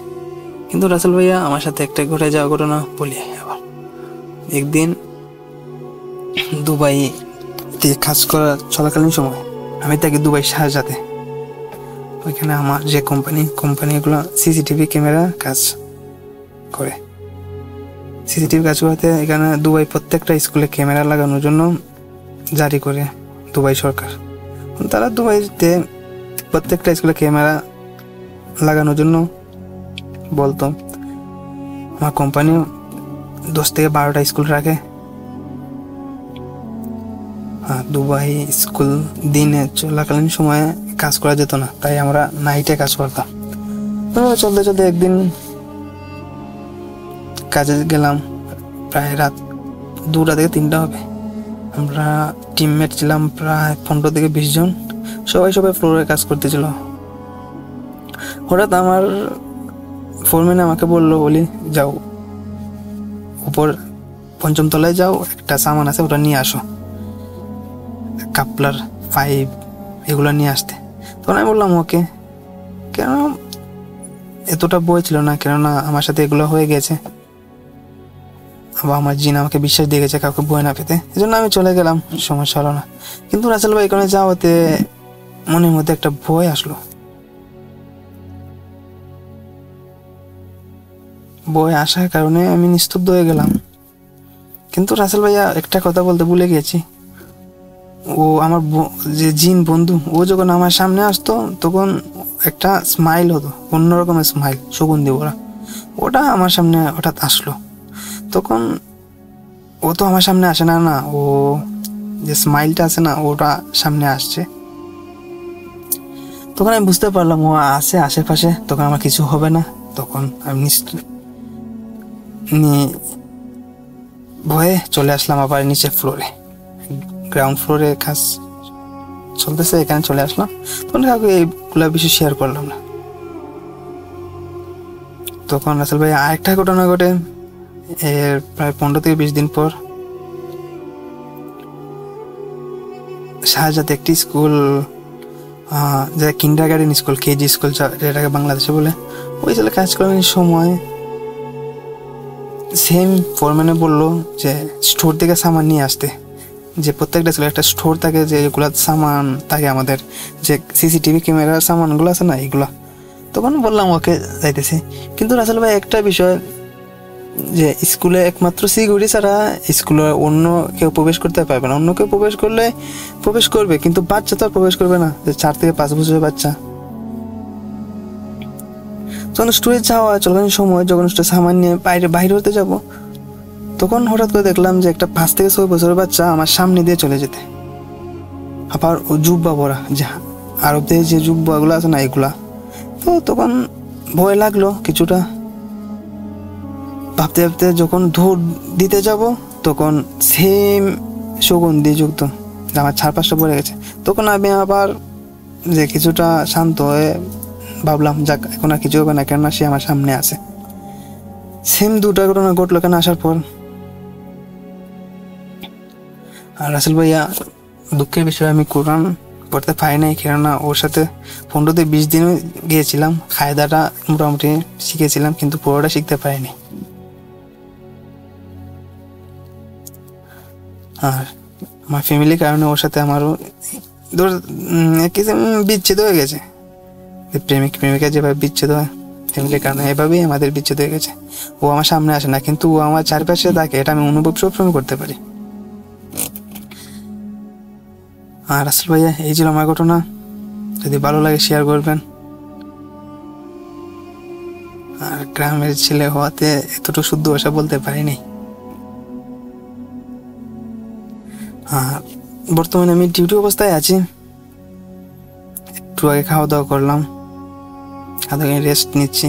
তখন গাড়িতে এসে বসলাম, তখন ভাবলাম একটা ঘটনা শেয়ার করি, কেননা ঘটনাটা যদি শেয়ার না হয় তাহলে সত্য একটি ঘটনা যে মাটির নিচে চাপা পড়ে যাবে। এই জন্য যদি ভালো লাগে রাসেল ভাই শেয়ার করবেন, যদি ভালো না লাগে তখন কেয়ার করার।